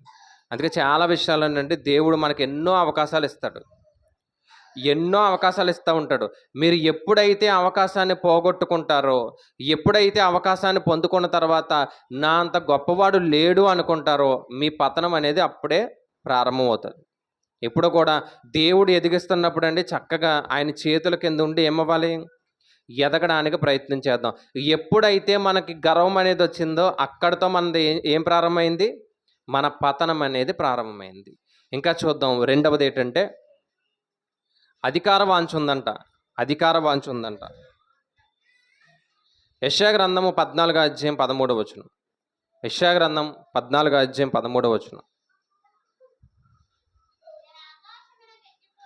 నేను ఇది కూడా ఎవరి గురించి అంటే ఇది కూడా అపవాది గురించే. ఎందుకంటే అపవాదికి దేవుడు పెట్టినటువంటి పేరు ఏంటంటే వెలుగుదూత అనేది ఒక పేరు ఉంది తెలుసా అండి. తేజో నక్షత్రమా అన్నారు బైబిల్లో. అపవాదిని ఏమన్నారంటే తేజో నక్షత్రమా అన్నారు. కొన్ని పుస్తకాల్లో లేదంటే ఇంగ్లీష్ బైబిల్ ఏమని ఉంటుంది అంటే లూసిఫర్ అని ఉంటుంది ఇంగ్లీష్ బైబిల్లో. మీకు తెలుగు బైబిల్ ఎక్కడా కనిపించదు. ఒకవేళ మీకు కనిపించాలనుకుంటూ సార్ చదవండి, ఎక్కడ కనిపించదు.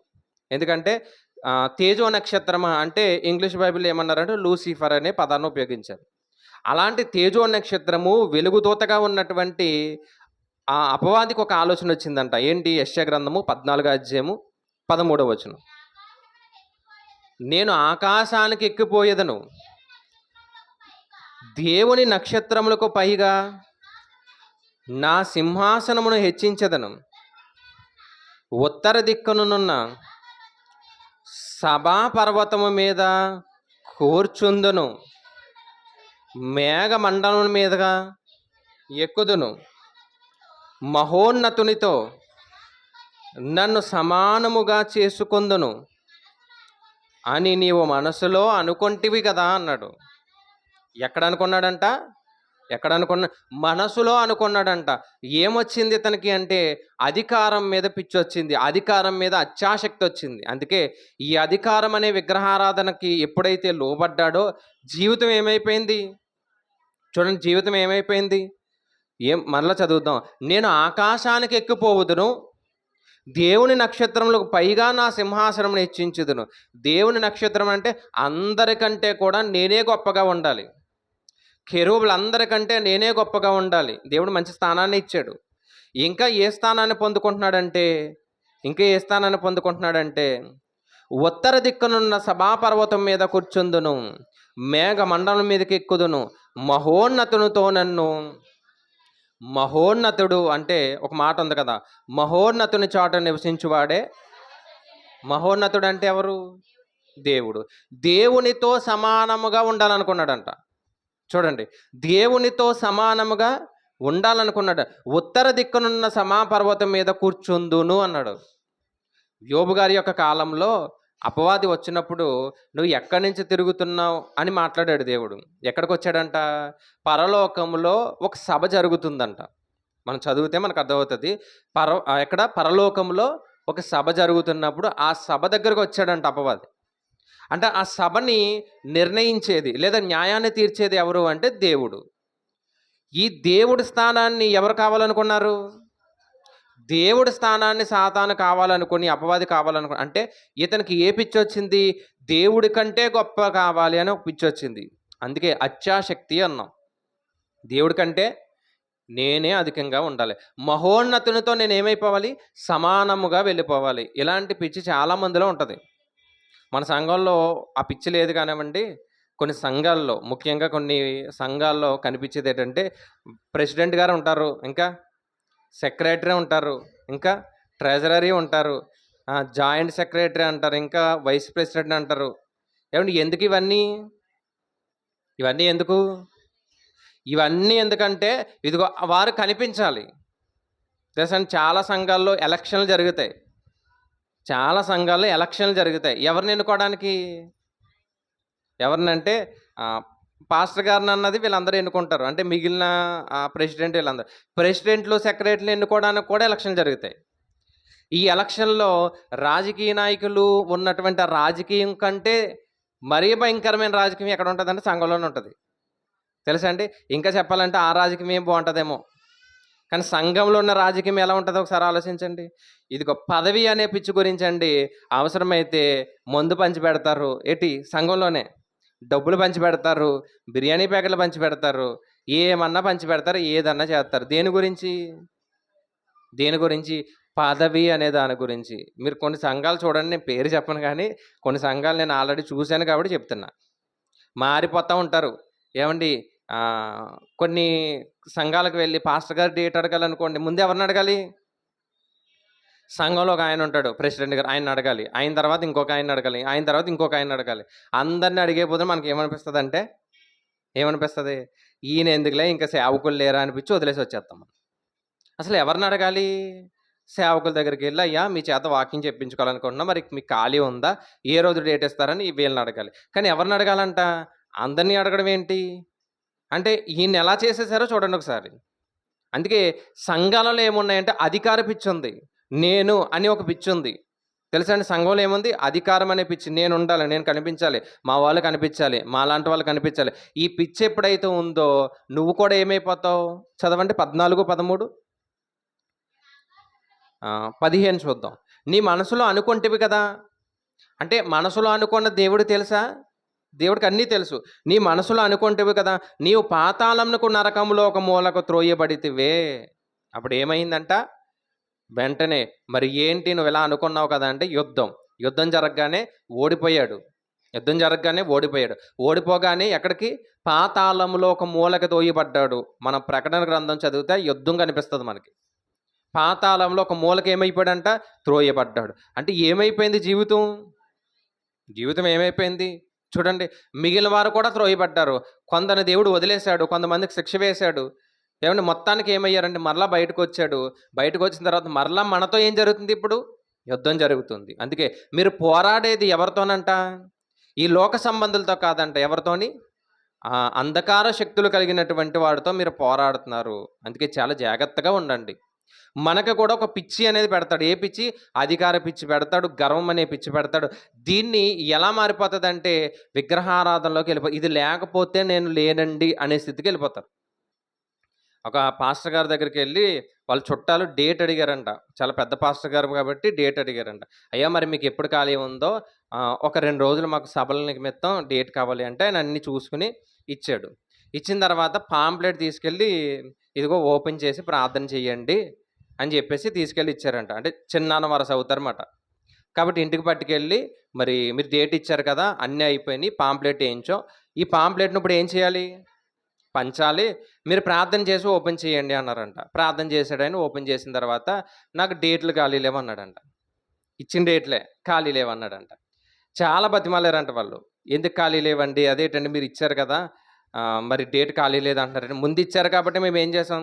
పాంప్లెట్ వేయించి అవన్నీ కుదరదండి, నాకు ఖాళీ లేదు, ఒకటే మాట, నాకు ఖాళీ లేదని చెప్పాడంట.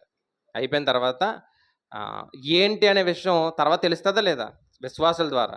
అలా కొన్ని రోజులు తెలిసింది ఏంటంటే, చివరిలో ఆయన పేరు అయ్యగారు అని వేయలేదంట. ఏమేయలేదు? అయ్యగారు అని వేయలేదంట. పలానా రెవరెండ్ అని వేశారు ముందు. చాలామందికి ఈ పిచ్చి ఉంటుందండి, మీరు ఎప్పుడైనా గమనించండి. ముందు ఏముండాలి? రెవరెండ్లో, బిషప్లో ఉండాలి. అది లేదనుకోండి, వేయలేదే అని అడుగుతారు. ఒకవేళ వేయలేదనుకోండి, వేయలేదే అని అడుగుతారు. అందుకే నేను ఎప్పుడు కూడా ఏం చేస్తానంటే, చాలామందికి ఎవరిని పిలిచినా సరే పైన ఒకటే వేస్తాను, క్రీస్తు పరిచారకులు, దైవ సేవకులని వేస్తాను. దానికి మించిన పదం ఏది లేదు. ఉందా అండి? క్రీస్తుకి పరిచారం చేయడానికి వచ్చిన వాళ్ళం మనం. ఒక దైవ సేవకులుగా, దైవజనుడిగా ఉన్నవాళ్ళం అంతే. ఒకవేళ పేరు తెలియక వేయలేదో అప్పుడు ఏంటి? పేరు తెలియక వేయలేదు అనుకోండి, అప్పుడు ఏంటి? ఒకసారి ఆలోచించండి. అంటే దీనికి కూడా మన వాళ్ళు ఏమైపోతున్నారు అంటే, ఏ పిచ్చిలో ఉన్నారు ఇప్పుడు? తెలుసండి ఏ పిచ్చిలో ఉన్నారు? ఒక పదవి అనే పిచ్చిలో, అధికార పిచ్చిలోకి వెళ్ళిపోయారు చూడండి. అందుకే మీరు ఎప్పుడన్నా మీకు అవకాశం ఉంటే, ఏమండి, ఫెలోషిప్ మీటింగ్లు జరుగుతూ ఉంటాయి, పాస్టర్ ఫెలోషిప్ మీటింగ్. సరదాగా వెళ్ళి కూర్చోండి. ఎప్పుడైనా సరదాగా వెళ్ళి కూర్చోండి. మనకి ఎక్కడ కూర్చోడానికి ఖాళీ ఉండదు మనకి, అంతే కదా. మనకి ఎక్కడ కూర్చోడానికి ఖాళీ ఉండదు. ఒకసారి వెళ్ళి కూర్చోండి. సేవకులు ఎలా మాట్లాడుకుంటారో, ఎలా కొట్టుకుంటారో తెలుస్తుంది. అంటే అందరని కాదు కానీ కొంతమంది, అందరూ కాదు కానండి, జెన్యున్గా ఉన్నవారు కూడా చాలామంది ఉన్నారు. కానీ కొంతమంది ఒక పిచ్చి ఉంటుంది ఏంటంటే చివరి ఏంటి నాకు తోక వేయలేదు. అది అయ్యగారో, సెక్రటరీయో, ప్రెసిడెంటో, రెవరెండో మొత్తానికి ఆయన చదివిందో ఏమేయలేదు. ఏదో ఒక తోక ఉంటుంది, అది వేయలేదు. అంటే దాని గురించి కూడా అనుకునేవారు ఉన్నారా? అంటే వీళ్ళు దేన్ని ప్రేమిస్తున్నారు ఇప్పుడు? అధికారాన్ని ప్రేమిస్తున్నారు. అంటే వీళ్ళు దేంట్లో ఉన్నారు? విగ్రహారాధనలో ఉన్నారు వీళ్ళు. అలా ఇంకా మాట్లాడుకుంటూ వెళ్ళిపోతే ఏమండి మూడో విషయానికి వెళ్దాం. ప్రేమ అనేది ఒకటి ఉంది. మూడో విషయానికి వెళ్దాం ఏమండి. మొదటిది ఏంటి? గర్వము అని చెప్పాను. రెండవది ఏంటి? అధికార వాంఛ ఉంది. మూడవది ఏంటి? ప్రేమ. ఏమండి మత్తయి సువార్త 19వ అధ్యాయంలో, మత్తయి సువార్త 19వ అధ్యాయము 29వ వచనంలో ఒక మాట రాయబడ్డది. నా నామము నిమిత్తము అన్నదమ్ములనైనను, అక్క చెల్లెలనైనను, తండ్రినైనను, తల్లినైనను, పిల్లలనైనను, భూములనైనను విడిచిపెట్టిన ప్రతివాడు చూడండి 100 రెట్లు పొందుతాడు. వాడు ఎవరు అంటే నాకు పాత్రుడు అని చెప్పాడు దేవుడు. ఎవరిని విడిచిపెట్టాలి? మరలా అడుగుతున్నా, ఎవరిని విడిచిపెట్టాలి?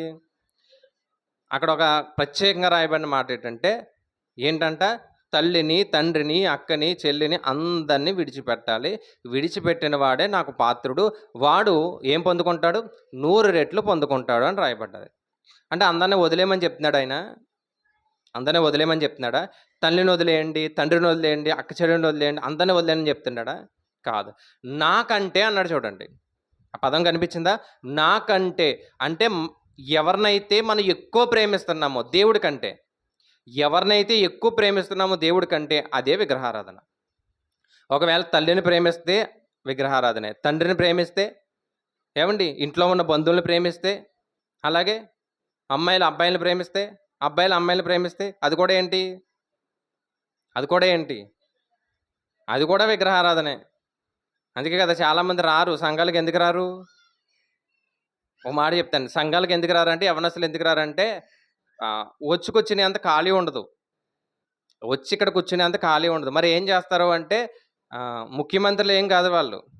అంత బిజీగా ఉండడానికి వాళ్ళు ఏమైనా ముఖ్యమంత్రులా? మన యవనస్తుల గురించే మాట్లాడుతున్నానండి. మరి ఎందుకు రారు అంటే ఫోన్ మాట్లాడడానికి కూడా ఖాళీ ఉండదు వాళ్ళకి. ఎవరితో? ఇంక చెప్పక్కర్లేదు కదండి. అలా వెళ్ళిపోతూనే ఉంటారు చీకట్లోకి. అలా వదిలేస్తే, అలా ఛార్జింగ్ అవ్వకపోతే అలా అమెరికా కూడా వెళ్ళి వచ్చేస్తారు మన వాళ్ళు. అందుకే చూడండి చాలామంది అండి ఈ రోజు కాలంలో చాలామంది కొన్ని వ్యాధులకి గురవుతున్నారంటే కారణం ఏంటంటే అదే. చివరికి ఎవరికి దూరం అయిపోతున్నారు? దేవుడికి. అంటే ఒక వ్యక్తిని మనం ఎక్కువగా ప్రేమిస్తున్నాము అంటే నువ్వు దేవుడు దూరం అయిపోతున్నావు. అంటే నువ్వు ఎవరిని? వాళ్ళని ప్రేమిస్తున్నావు కాబట్టి నువ్వేం చేస్తున్నావు ఇప్పుడు? విగ్రహారాధన. అది అమ్మాయి అయినా, అబ్బాయి అయినా, లేదంటే మనిషి ఎవరైనా కానివ్వండి, వస్తువు ఎవరైనా కానివ్వండి. అందుకే ప్రేమ అనేది దేవుడి మీద ఉండాలి తప్ప, ప్రేమ అనేది ఎవరి మీద ఉండాలి? దేవుడి మీద ఉండాలి తప్ప మనిషి మీద ఉండకూడదు. మరి మనిషిని గౌరవించాలి. తల్లిదండ్రుల్ని ఏం చేయాలంట? తల్లిదండ్రుల్ని సన్మానించాలి అన్నాడు కదా. నీవు దీర్ఘాయుష్మంతుడు అయినట్లు తల్లిదండ్రులను ఏం చేయి? సన్మానించు అన్నాడు. అంతే, అక్కడ వరకునే. వ్యక్తుల్ని గౌరవించాలి, ప్రేమించాలి. ప్రేమించడం అంటే దేవుని కంటే ఎక్కువ కాదు. ఎవరికంటే? దేవుని కంటే ఎక్కువ కాదు. అది ఏదైనా కానివ్వండి, అది ఏదైనా మనం చేసే పని అయినా కానివ్వండి. మీరు చేసే పని దేవుణ్ణి వదిలేసి మీరు ఎంత కష్టపడినా, మళ్ళీ చెప్తున్నా, ఒక చిల్లు సంచిలో మీరు డబ్బు వేసినట్టే. అప్పుడు ఏమవుతుంది?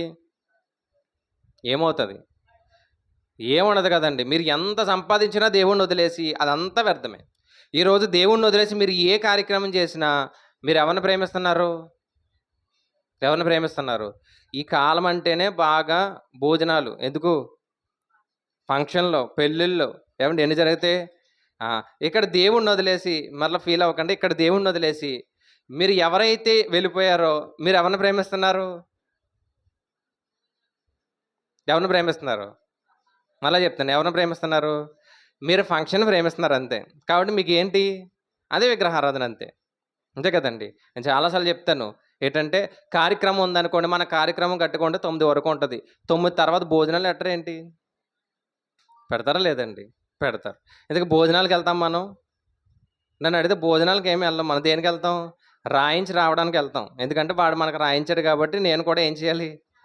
అంతే కదా. లేదండి మేము భోజనానికి వెళ్తామంటే ఇంకా అది వేరే విషయం. అంటే చాలా చోట్ల ఏమవుతుందంటే మొత్తానికి ఆరాధన కూడా మానేసి వెళ్ళిపోయే వాళ్ళు ఉన్నారు.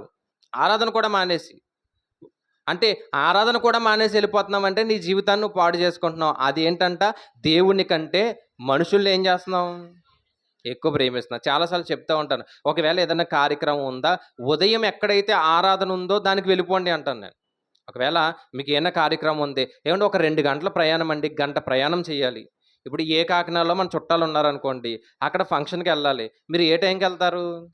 ఒక గంట ప్రయాణం కాబట్టి ఏ 11 గంటలకో బయలుదేరాలి. అప్పుడు మీరు ఏం చేయాలి? ఈ దగ్గరలో మీకు ఉదయం అయిపోయి మందిరం ఉంటే కాసేపు వెళ్ళి కూర్చొని ఆరాధన చేసుకోండి. అది కూడా ఏంటి, ఈరోజు ఆరాధనలు ఉన్నట్టే కదండి, అంతే. అందుకే ఎప్పుడు ఆరాధన ఏం చేయకూడదు, మిస్ చేసుకోకండి. ఆరాధన మానేశారు అంటే ఏ విషయాన్ని బట్టి మానేయాలి? ఒకటి, అనారోగ్య పరిస్థితిలో ఉంటే తప్ప, మంచం మీద ఉన్నానండి అంటే తప్ప. అందుకే ఇలా ఉన్నాము అంటే మనం ఏం చేస్తున్నట్టు, విగ్రహారాధన చేస్తున్నట్టు. అంటే మనుషుల్ని ప్రేమిస్తున్నామంట, వస్తువుల్ని ప్రేమిస్తున్నామంట, ప్రతి దాన్ని ప్రేమిస్తున్నాం. ఎవరిని వదిలేస్తున్నాం? దేవుణ్ణి వదిలేస్తున్నాం. అంటే మనం ఎవరిని ప్రేమిస్తున్నాం? మనుషుల్ని, వస్తువుల్ని, ఏమంటే ప్రతి దాన్ని ప్రేమిస్తున్నాం. చివరికి దేవుణ్ణి వదిలేస్తున్నాం. అంటే మనకి ఎక్కువ ప్రేమ ఎవరి మీద ఉంది? వారి మీద ఉంది. అంటే వారు మన దృష్టిలో ఎవరు? విగ్రహాలేనండి. వారు మన దృష్టిలో ఎవరు? విగ్రహాలే. ఇంకా ఏముంది అంటే ధనాపేక్ష. చివరగా ధనాపేక్ష చూద్దాం. కొలస్సీలకు రాసిన పత్రిక 3వ అధ్యాయము, కొలస్సీలకు రాసిన పత్రిక 3వ అధ్యాయం 5, 6 వచనాల్లో, కావున భూమి మీద ఉన్న మీ అవయములను అనగా జారత్వము, అపవిత్రత, కామాతురత, దురాశ, విగ్రహారాధన అయిన ధనాపేక్ష అన్నాడు. వీటిని ఏం చేయాలంట? చంపివేయండి. తీసారండి, కొలస్సీలకు రాసిన పత్రిక 3వ అధ్యాయము 5, 6 వచనాలు రాయబడ్డది. మీ అవయవాలు అన్నాడు చూడండి. అవి ఏంటంట? మీ అవయవాలు ఏంటి? మన అవయవాలు అంటే ఒకటి జారత్వము, అపవిత్రత, తర్వాత కామాతురత, దురాశ, విగ్రహారాధన అయిన ధనాపేక్ష. అంటే ధనం అనే పిచ్చి ఎవరికైతే ఉందో వారు దేన్ని ప్రేమిస్తున్నారు? ధనాన్ని ప్రేమిస్తున్నారు. కాబట్టి అది వారికి ఏంటి? విగ్రహమే. అంతే కదండి. చాలామంది ధనాన్ని ప్రేమించే వాళ్ళు ఉన్నారు. జీవం లేనటువంటి ధనం అంట జీవం ఉన్నటువంటి మనిషిని శాసిస్తుందంట. ధనానికి జీవం ఉందా? లేదు. అసలు ఎవరు శాసించాలి? ఎవరు ఏలాలి? జీవం ఉన్నటువంటి మనిషి జీవం లేనటువంటి ధనాన్ని ఏలాలి. కానీ ఈరోజు ఏమైపోయిందంటే అదే జీవం లేనటువంటి ధనం జీవం కలిగినటువంటి మనిషిని ఏం చేస్తుంది? పరిపాలిస్తుందండి, ఏలుతుంది, పరిపాలిస్తుంది. అంటే ధనం అనేది అవసరం మాత్రమే, అంతే కదా. ధనం అనేది ఏంటి? అవసరం మాత్రమే. ఒక చోట రాయబడ్డది కదా, నీ కడుపే నీ దేవుడు అన్నాడు. అలాగే మనిషికి ఈరోజు ధనం ఏమైపోయింది? దైవంగా మారిపోయింది. ఆ ధనం అనే పిచ్చిలో పడి చాలామంది ఎవరిని దూరం చేసుకుంటున్నారు? సాక్షాత్తు దేవుని దూరం చేసుకుంటున్నారు. అప్పుడు నువ్వు ఎవరిని ప్రేమిస్తున్నావు? ధనాన్ని ప్రేమిస్తున్నావు. అంటే ఆ ధనం ఏంటి? మన క్రైస్తవుల్లో కొంతమందిని చూడండి, ఒకవేళ బైబిల్ అలా కింద పడిపోయింది అనుకోండి, చాలామంది పిల్లలకి ఇచ్చేస్తారు బైబిల్. తెలుసండి, పిల్లలకి ఏం చేస్తారు? అందుకే ఆరాధన చేసినప్పుడు బైబిల్ చేతితో పట్టుకోండి అంటాను. ఎందుకు? ఇది రావడానికి చాలా కష్టపడిన వారు ఉన్నారు. ఇది ఊరకనే రాలేదు మన దగ్గరికి. దేవుడు అంట ప్రకటన గ్రంథంలో రాయబడ్డది ఏమనంటే, తన కుడి చేతితో పట్టుకున్నప్పుడు ఏమండి, యోహాను గారు దర్శనంలో చూశాడంట. ఎవరు విప్పుదరా, ఎవరు విప్పి నాకు చెబుతారా అని ఆయన ఏడుస్తున్నాడంట. దేని గురించి? ఒకసారి తీయండి. అలాగే ప్రస్తావన వచ్చింది కాబట్టి ఒకసారి తీద్దాం. ప్రకటన గ్రంథం 5వ అధ్యాయంలో 1వ వచనం, మరియు లోపటను వెలుపటను రాత కలిగి 7 ముద్రలు గట్టిగా వేసి ఉన్న ఒక గ్రంథము సింహాసనం మీద ఆసీనుడై ఉండి వాని కుడి చేతిని చూచితిని. మరియు దాని ముద్రలు తీసి ఆ గ్రంథం ఇప్పుడుకు యోగ్యుడెవడని బలిష్ఠుడైన యొక్క దేవదూత బిగ్గరగా ప్రచురింపగా, అయితే పరలోకమందును కానీ భూమి మీద కానీ భూమి క్రింద కానీ ఆ గ్రంథం ఇప్పుటికైనను చూచుటకైనను ఎవనికి శక్తి లేకపోయిను. ఆ గ్రంథం ఇప్పుటికైనను చూచుటకైనను యోగ్యుడెవడను కనబడక ఉందన నేను బహుగా ఏడ్చుచుండగా. అంటే ఒక జీవగ్రంథం గురించి ఆయన తల ఏడుస్తున్నప్పుడు, ఇది మన బ్రతుకులు మార్చేటటువంటి గ్రంథము ఎవరు చెబుతారని ఎవరు ఏడుస్తున్నారంట? ఎవరు ఏడుస్తున్నారు? యోహాను గారు ఏడుస్తున్నారంట. ఈరోజు వాక్యం మీద ఏడుపు ఎవరికి ఉంది?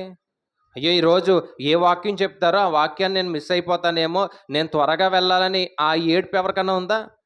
ఎవరికే లేదు. చూడండి, ఏదో వచ్చామా, కూర్చున్నామా, వెళ్ళిపోయామా అన్నట్టుగానే ఉంటాం మనం.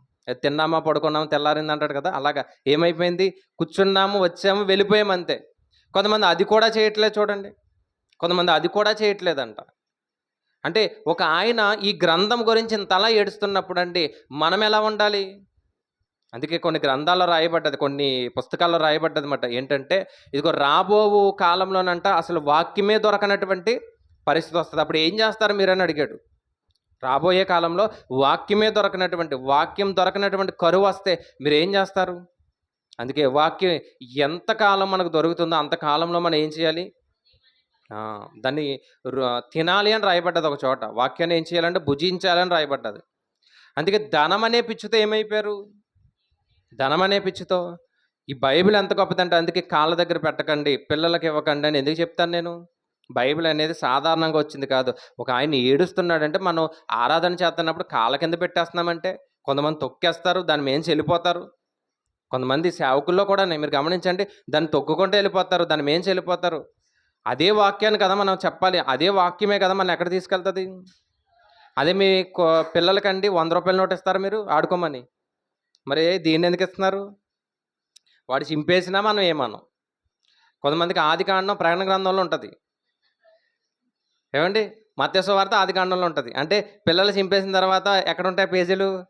వాడిని ఎదుగుతూ ఉంటారు, నేను పేజీ నెంబర్ చెప్పి ఎదుగుతూ ఉంటారు, దొరకదు. ఎందుకు? మరి పిల్లలు చింపేశారు కదా.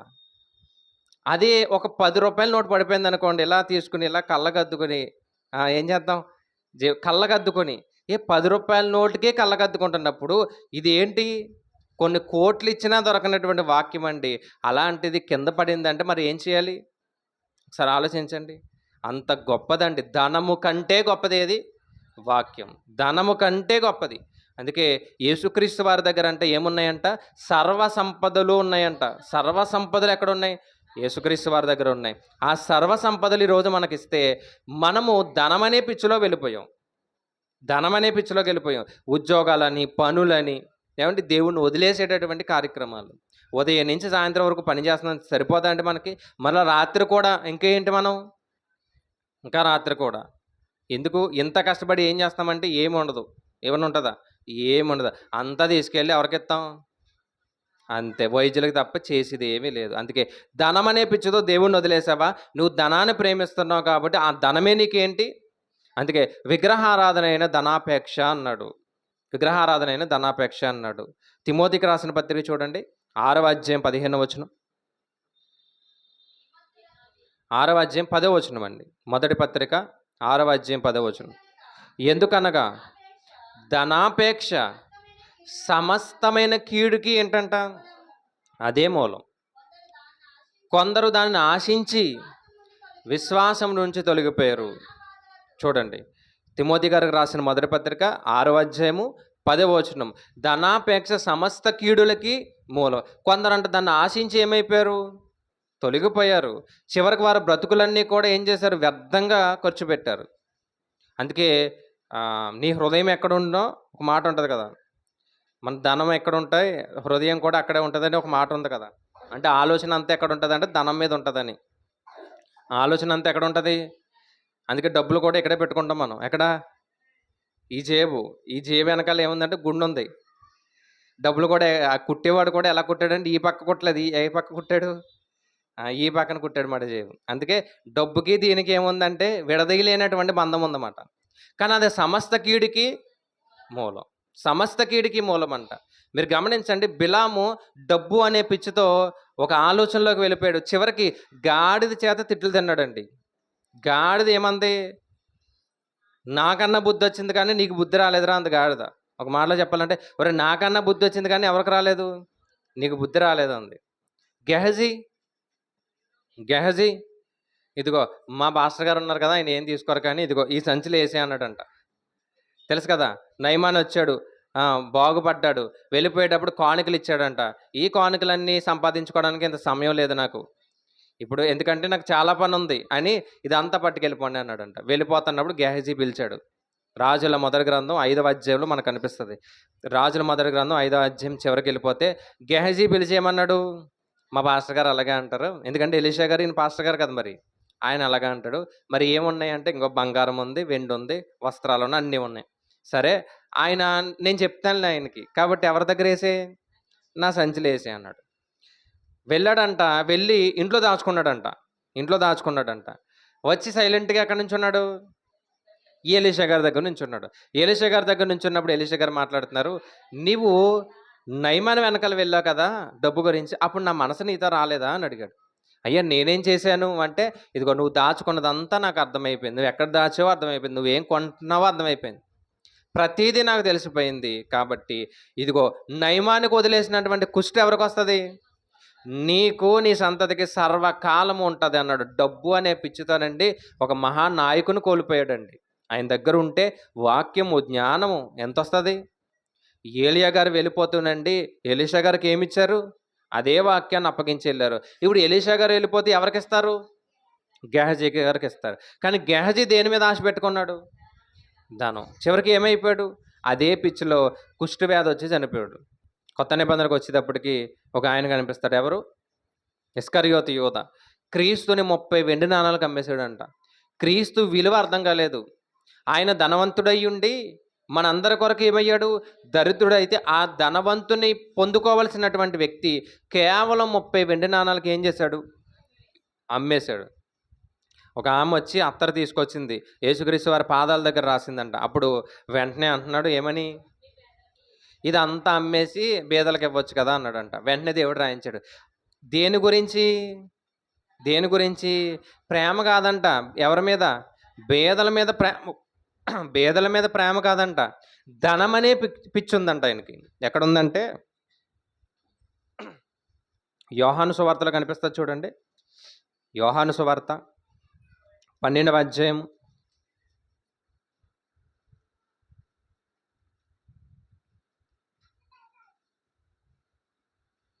5వ వచనంలో, ఈ అత్తరెందుకు 300 దేనారములకు అమ్మి బేదలకు ఇయ్యలేదు, వాడు ఎలాగూ చెప్పినది బేదల మీద శ్రద్ధ కలిగి కాదు కానీ వాడు దొంగయ్యి, వాడు దొంగయ్యి తన దగ్గర డబ్బుల సంచి ఉండినందున అందులో వేయబడిన దొంగలించుచూ వచ్చెను. అంటే ట్రెజరరీ, ఈయన ఎవరంట, ట్రెజరరీ. ఏం చేస్తున్నాడు, కోశాధికారం అంటాం తెలుగులో, అంతేనండి. ట్రెజరరీని కోశాధికారం అంటాం. కోసేస్తున్నాడు అనమాట జాయిగా.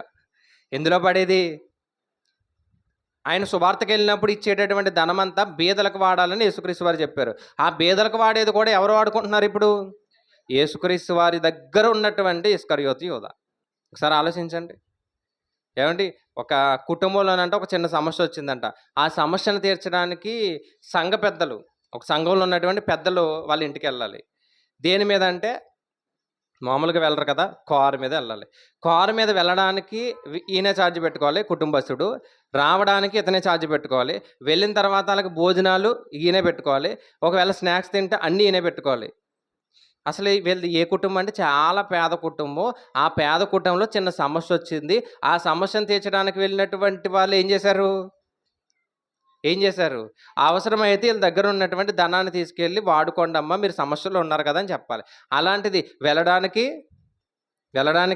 వీళ్ళే పెట్టుకోవాలి, రావడానికి వీళ్ళే పెట్టుకోవాలి, అక్కడికి వెళ్ళిన తర్వాత బాగా తినడానికి వీళ్ళే పెట్టుకోవాలి. అసలు వీళ్ళు ఎందులో ఉన్నారు, సమస్యల్లో ఉన్నారు. అంటే ఇలా దొంగలించేవారు కూడా ఉన్నారు. అందుకే ధనాపేక్ష అంట ఎలాంటిదంట, సమస్త కీడుకి మూలము. ఒకసారి ఆలోచించండి, గెహజీ ఏమైపోయాడు, బిలాం ఏమైపోయాడు, ఏమండి, తర్వాత ఇస్కరియోతు యోధ ఏమైపోయాడు. ఇలాంటి వారందరూ ధనం అనే పిచ్చిలో పట్టి సాక్షాత్తు ఇస్కరియోతు యోధ యేసుక్రీస్తు వారిని ఏం చేశాడు, వదిలేశాడు. ఒకసారి ఆలోచన చేద్దాం, మనం ఎలా ఉన్నాం, మనకి ఏ పిచ్చి ఉంది, గర్వం అనే పిచ్చి ఉందా, ఒకసారి దాన్ని వదిలేద్దాం. లేదా రెండవది ఏంటి, అధికార పిచ్చి ఉందా, దాన్ని కూడా వదిలేద్దాం. మూడవది ఎవరి మీద, దేవుడి మీద ప్రేమ ఉంటే వదిలేకండి. మనుషుల మీద ప్రేమ ఉంటే, మనుషుల మీద ప్రేమ ఉండకూడదని కాదు, ఆ ప్రేమ ఎలా మారకూడదంట, దేవుని కంటే ఎక్కువగా మారకూడదు. మనుషులంటే తల్లి అయినా, తండ్రి అయినా, అన్న అయినా, చెల్లైనా, ఎవరైనా కానివ్వండి, బయట ఉన్నటువంటి హీరోయిన్ అయినా, క్రికెట్ స్టార్లు ఉన్నారు వాళ్ళైనా, రాజకీయ నాయకులైనా, లేదా ఎవరైనా కానివ్వండి, ఇంకెవరైనా, ఇంకా చాలామంది ఉన్నారు తెలుసా అండి. కొన్ని పుస్తకాలు రాసినటువంటి వారిని కూడా మనం ఏం చేస్తాం, వారిని ప్రేమించేస్తూ ఉంటాం, వారే దేవుడు అనుకుంటాం. అలాంటి వారు ఉన్నారా? ఎవరైనా కానివ్వండి, మీరు వారికంటే దేవుణ్ణే ఎక్కువ ప్రేమించాలి. ఏమంటే దేవుడి కంటే వారిని ఎక్కువ ప్రేమిస్తే మీరేం చేస్తున్నట్టు? విగ్రహారాధన చేస్తున్నట్టు. చివరిది ఏంటంటే ధనం అనే పిచ్చి ఉండకూడదు. దేవుడు అందరికీ సమృద్ధిగానే ఇస్తాడు. క్షేమంగా చూసుకుంటున్నాడు. మరలా మనం ఏవండి ఈ ధనం అనే పిచ్చిలో పడి దేవుడిని ఎప్పటికీ వదిలేయొద్దండి. అందుకే ఆదివారం ఆరాధన మానొద్దు. ఈ 40 దినాల కూడుకల్లో ఏం చేయొద్దు? దేన్ని వదలొద్దు. మీరు దేవుడి కంటే ఎక్కువ దేన్నన్నా ప్రేమించారు అంటే అది విగ్రహారాధనే. చివరికి దేవుడిని ఏం చేస్తున్నారు మీరు? అవమానపరుస్తున్నారు. అందుకని మీకు ఏ పని ఉన్నా సరే ముందు దేవుడి పని, తర్వాతే మీ పని చూసుకోండి. అది ఏ పనైనా. అది చిన్నదా, పెద్దదా ఏ పనైనా. ముందు దేవుని పని, తర్వాత ఏ పని? ముందు దేవుని పని, తర్వాత మీ పని చూసుకోండి. అలాగే పిల్లలకి ఏంటి? గుండు కొట్టించడానికి, మొక్కుబళ్ళకి ఎక్కడికెళ్ళొద్దు? ఎక్కడికెళ్ళొద్దు? ఆ గుణదల లేదంటే గౌరీపట్నాలు ఇంకేమన్నా ఉంటే ఎక్కడికి వెళ్ళొద్దు. ఎందుకు? అది ఏం చేయమని దేవుడు ఎక్కడ చెప్పలేదు. చెప్పాడా? చెప్పాడా అండి? మరలా ఒక రిఫరెన్స్ చూపిస్తారు మీకు. ఇదిగో మొక్కుబడి చేసుకుంటే చెల్లించమన్నాడు కదా, నేను అనుకోకుండా చేసుకున్నానని అంటారు. ఏ మొక్కుబడి చేసుకోవాలనేది దేవుడు చెప్పాడా లేదా? ఈ మొక్కుబడి కాకుండా ఏ మొక్కుబడి చేసుకుంటాం? ఆ మొక్కుబడులు అవసరం లేదు. ఎందుకంటే అవన్నీ కూడా ఒట్టి విగ్రహాలు. మనుషులు చేసిన విగ్రహాలు మాత్రమే. కాబట్టి వాటిని వదిలేద్దాం. ఏమండి చక్కగా ఎక్కడికెళ్దాం? సెలూన్ షాప్‌కి వెళ్దాం. లేదంటే వాడిని ఇంటికి రమ్మందాం. చక్కగా గుండు కొట్టించేయండి అంతే అయిపోయింది. ఈజీగా అయిపోద్ది. పెద్ద డబ్బులు కూడా అవ్వవు. ఒక 150, 200 తీసుకుంటాడు అంతేనా? అంతే అయిపోయింది. దాని గురించి మీరు ఎక్కడికో వెళ్ళి చేసేదంతా కూడా ఏంటి? అంతా విగ్రహారాధనే. ఒక బొమ్మను మీరు పూజిస్తున్నారంటే అది యేసుక్రీస్తు వారైనా, మేరీ మాత అయినా, ఇంకెవరైనా కానివ్వండి, ఒక బొమ్మను పూజిస్తున్నారంటే అది విగ్రహారాధనే. ఎవరిని పూజించాలి? దేవుడు ఆత్మ. ఆయన ఎలా ఉంటాడో ఎవ్వరికీ తెలీదు. తెలుసా? ఆయన ఎలా ఉంటాడో ఎవ్వరికీ తెలీదు. ఇది బాగా పాటించేది ఎవరంటే ముస్లిం సోదరులే. ఎందుకంటే మీరు ఎక్కడైనా గమనించండి, ఏ ఫోటో కూడా కనిపించదు వాళ్ళది. కనిపించింది ఎప్పుడన్నా? ముస్లిం సహోదరుల యొక్క హోటల్లో కానీ, లేదంటే వారి ఇంటి దగ్గర కానీ చూడండి, ఎక్కడైనా ఇలా ఉంటాడు మా దేవుడని ఫోటో కనిపించిందా? కేవలం ఏం కనిపిస్తుందో తెలుసా? వారి గ్రంథంలో ఉన్నటువంటి వాక్యాలు తప్ప ఏం కనిపించవు. వాళ్ళు చెప్పే మాట దేవుడు కనిపించడు అంతే. దేని బట్టి? బైబిల్ బట్టే చెప్పారు. ఎందుకంటే మన అబ్రహాం అంటాం, వాళ్ళు ఇబ్రహీము అంటారు అంతే. పేరు తేడా తప్ప వాళ్ళు ఆరాధించేది కనిపించిన దేవుడు, మనం ఆరాధించేది కనిపించిన దేవుడు. కనిపించిన దేవుడు ఉన్నప్పుడు ఇదే అని మనం ఏం చేయకూడదు? మొక్కుబడి కానీ, ఆరాధించడం కానీ, నమస్కారం చేయడం కానీ ఇవేమీ చేయకూడదు. అర్థమైందండి? ఇలాంటి విగ్రహారాధన మన జీవితంలో ఉంటే మనం ఏం చేద్దాం? తీసివేసుకుందాం. ఎందుకంటే ఈ విగ్రహారాధన మన జీవితాన్ని ఏం చేస్తుందంట? పాడు చేస్తుంది. కాబట్టి దేవుని మందిరాన్ని ఎప్పుడు కూడా ఏం చేయొద్దు? విడిచిపెట్టొద్దు, దూరం పెట్టొద్దు. మీకు ఏ పనులు ఉన్నా తర్వాత చూసుకోండి. అది ఏ పనైనా. ఒక సందర్భం మళ్ళీ చెప్తున్నా, మీరు ఇంటి దగ్గర లేవలేని స్థితిలో ఉంటేనే మందిరాన్ని మానేయండి. లేవలేని స్థితిలో ఉంటేనే మందిరాన్ని మానేయండి. మిగిలినటువంటి కారణాలు బట్టి మీరు ఏం చేయొద్దు? ఎప్పటికీ మందిరాన్ని మానొద్దు. ప్రార్థన చేద్దాం. మోకరిందాం, ప్రార్థన చేద్దాం. మోకరిందాం, ప్రార్థన చేద్దాం. విన్నటువంటి వాక్యాన్ని బట్టి ప్రతి ఒక్కరు కూడా తలలు వంచి మనలో ఒకవేళ ఇలాంటి విగ్రహారాధన ఏమైనా ఉందేమో ఒకసారి తీసుకునే ప్రయత్నం చేద్దాం. తీసుకునే ప్రయత్నం చేద్దాం. ప్రతి ఒక్కరూ కూడా ప్రార్థన చేద్దామండి. అనారోగ్య పరిస్థితుల్లో ఉన్న వారి నిమిత్తం కూడా ప్రార్థన చేద్దాం. డేవిడ్ రాజు గారికి ఆరోగ్యం బాగలేదు. ఉదయకాలం ప్రమాదం జరిగిందని తెలియపరిచారు. మరి ఆయన నిమిత్తం కూడా మనం ప్రార్థన చేద్దాం. మరి ఆయన చేసేటటువంటి ఆ యొక్క పనిలో మరి పైనుంచి పడిపోయారంట. నడుముకి మరి ప్రమాదం జరిగింది. దయతో వారి నిమిత్తం కూడా ప్రార్థన చేద్దాం. అలాగే స్వప్న గారి కుమారుడు చార్విక్ అనారోగ్య పరిస్థితిలో ఉన్నాడు. ఆ బిడ్డ నిమిత్తం ప్రార్థన చేద్దాం. ఇంకెవరైతే అనారోగ్య పరిస్థితిలో ఉన్నారో వారి నిమిత్తం ప్రార్థన చేద్దాం. మరి ఈరోజు రాలేనటువంటి వారి నిమిత్తం కూడా ప్రార్థన చేద్దాం. ఈ 40 దినాలు ఒక ప్రమాణం చేసి మరలా తప్పిపోతున్నామంటే మనలో తెలియనటువంటి ఒక నిర్లక్ష్యం వచ్చింది, మనలో భక్తిహీనత వచ్చింది. కాబట్టి మరి ఎందుకు మానేస్తున్నారో చాలామంది యవనస్తులు, చాలామంది పెద్దవారు మరి రాలేకపోతున్నారు. ఒకసారి ఆలోచించండి. మరి దేవుని కృపను బట్టి ఈరోజు మన 2025ని మరి ముగించుకొని 2026కు వచ్చి ఆయన కృపలో మనం బ్రతుకుతున్నామంటే ఆయన పెట్టినటువంటి ఆ దయను బట్టి బ్రతుకుతున్నాం. మరి ఎందుకు మనం రాలేకపోతున్నామో ఎందుకు దేవుడి మందిరంలో వాక్యం వినలేకపోతున్నామో, ఏ పనులు మనకు ఆటంకంగా ఉన్నాయో ఒకసారి ఆలోచన చేద్దాం. వాటన్నిటిని విడిచిపెట్టి రావడానికి ప్రయత్నం చేద్దాం. ఈరోజు విన్నటువంటి వాక్యాన్ని బట్టి మనలో గర్వం ఉందా? మనలో అధికార వాంఛ ఉందా? మనలో మనుషుల్ని, వ్యక్తుల్ని, వస్తువులని, జంతువుల్ని ప్రేమించేటటువంటి ఆ గుణం ఉందా? లేదా మనలో ధనమనే పిచ్చితో దేవునికి దూరం అవుతున్నామా? ఏంటి మనలో ఉన్నటువంటి ఆ విగ్రహారాధన? ఏ పాపం అనే విగ్రహారాధన ఉంది? మనలో ఉన్నటువంటి ఆ విగ్రహారాధన తీసివేసి దేవుని కొరకు బ్రతకడానికి, పరిశుద్ధులుగా బ్రతకడానికి మనం ప్రయత్నం చేద్దాం. ప్రతి ఒక్కరూ కూడా ప్రార్థన చేద్దాం. అనారోగ్య పరిస్థితుల్లో ఉన్న వారి నిమిత్తం ప్రార్థన చేద్దాం.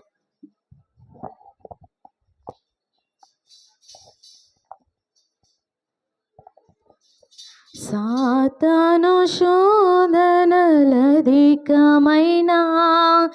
సొమ్మసిలక సాగి వెళ్ళేదను.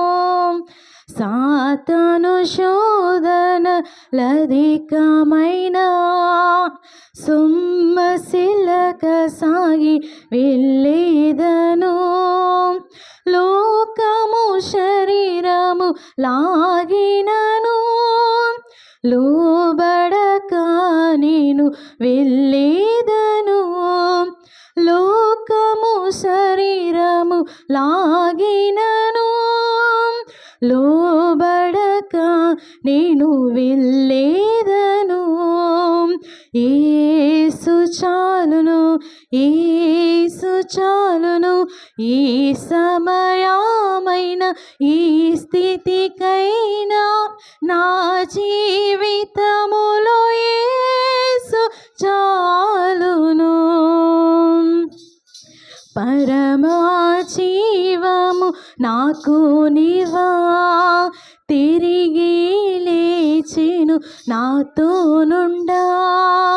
పరమా జీవము నాకు నీవా, తిరిగి లేచెను నాతో నుండా. నిరంతరము నన్ను నడిపించును, మరలా వచ్చి యేసు కొనిపోవును. నిరంతరము నన్ను నడిపించును, మరలా వచ్చి యేసు కొనిపోవును. యేసు చాలును, యేసు చాలును, ఈ సమయమైన ఈ స్థితికైనా నా జీవితములో యేసు చాలును.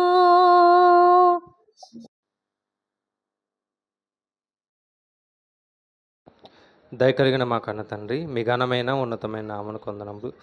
దేవ, మీ యొక్క ఉన్నతమైన కృపను బట్టి మమ్మల్ని కాచి కాపాడిన విధానాన్ని బట్టి తండ్రి వందనములు. దేవ, ఇదిగో తండ్రి, మరి విగ్రహారాధన అనే అంశం మొత్తం దేవ మేము మాట్లాడుకొని ఉన్నాం.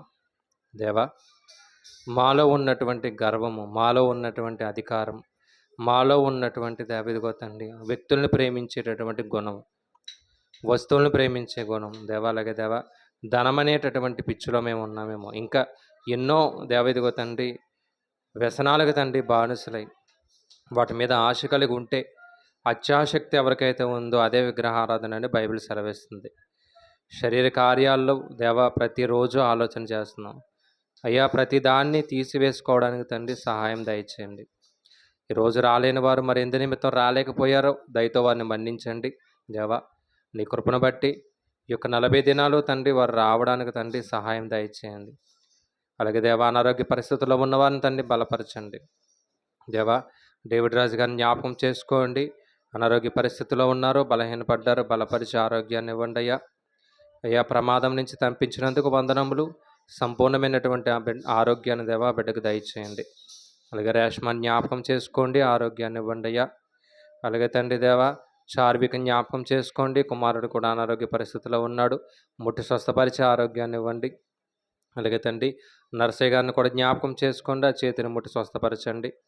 అలాగే దేవా, ప్రతి బిడ్డని తండ్రి పేరు పైన దీవించి ఆశీర్వదించండి. మాలో ఉన్నటువంటి దేవా నిర్లక్ష్యాన్ని మేము వదిలి నీ కొరకు ప్రయాసపడుటకు తండ్రి సహాయం దయచేయండి అయ్యా. అలాగే తండ్రి దేవా, రేపటి దినాన్ని జరగబోతున్నటువంటి దేవా శుక్రవారపు ఆరాధనలో కూడా మాకు తోడుగా ఉండండి. శనివారం జరగని ఉన్నటువంటి మరి గాబ్రియేలు గారి ఇంటి దగ్గర గృహ కొడుకులో కూడా మీరు మాకు తోడుగా ఉండి నడిపిస్తారని తండ్రి కోరుచు ఈ యొక్క ప్రార్థన క్రీస్తునామను బట్టి అడిగి వేడుకొంచున్నాం పరమ తండ్రి. ఆమేన్. తండ్రి అయిన దేవుని ప్రేమ, యేసుక్రీస్తు వారి యొక్క కృప, పరిశుద్ధాత్మ దేవుని యొక్క సహవాసం మనందరికీ సదాకాలము తోడుగా ఉండి నడిపించునుగాక. ఆమేన్. ఆశీర్వాదంబుల్ మా మీద వర్షింపచేయుమీశా, ఆశతో నమ్మియున్నాము నీ సత్య వాగ్దానము. ఈ మాహి మీద కృమ్మరించుము దేవా, క్రమ్మర ప్రేమ వర్షంబున్ కృమ్మరించుము దేవా. ఆమేన్. అందరికీ వందనాలు. శనివారం గాబ్రియేల్ గారి ఇంటి దగ్గర జరుగుతుంది. రేపు శుక్రవారపు ఆరాధన జరుగుతుంది, గమనించండి.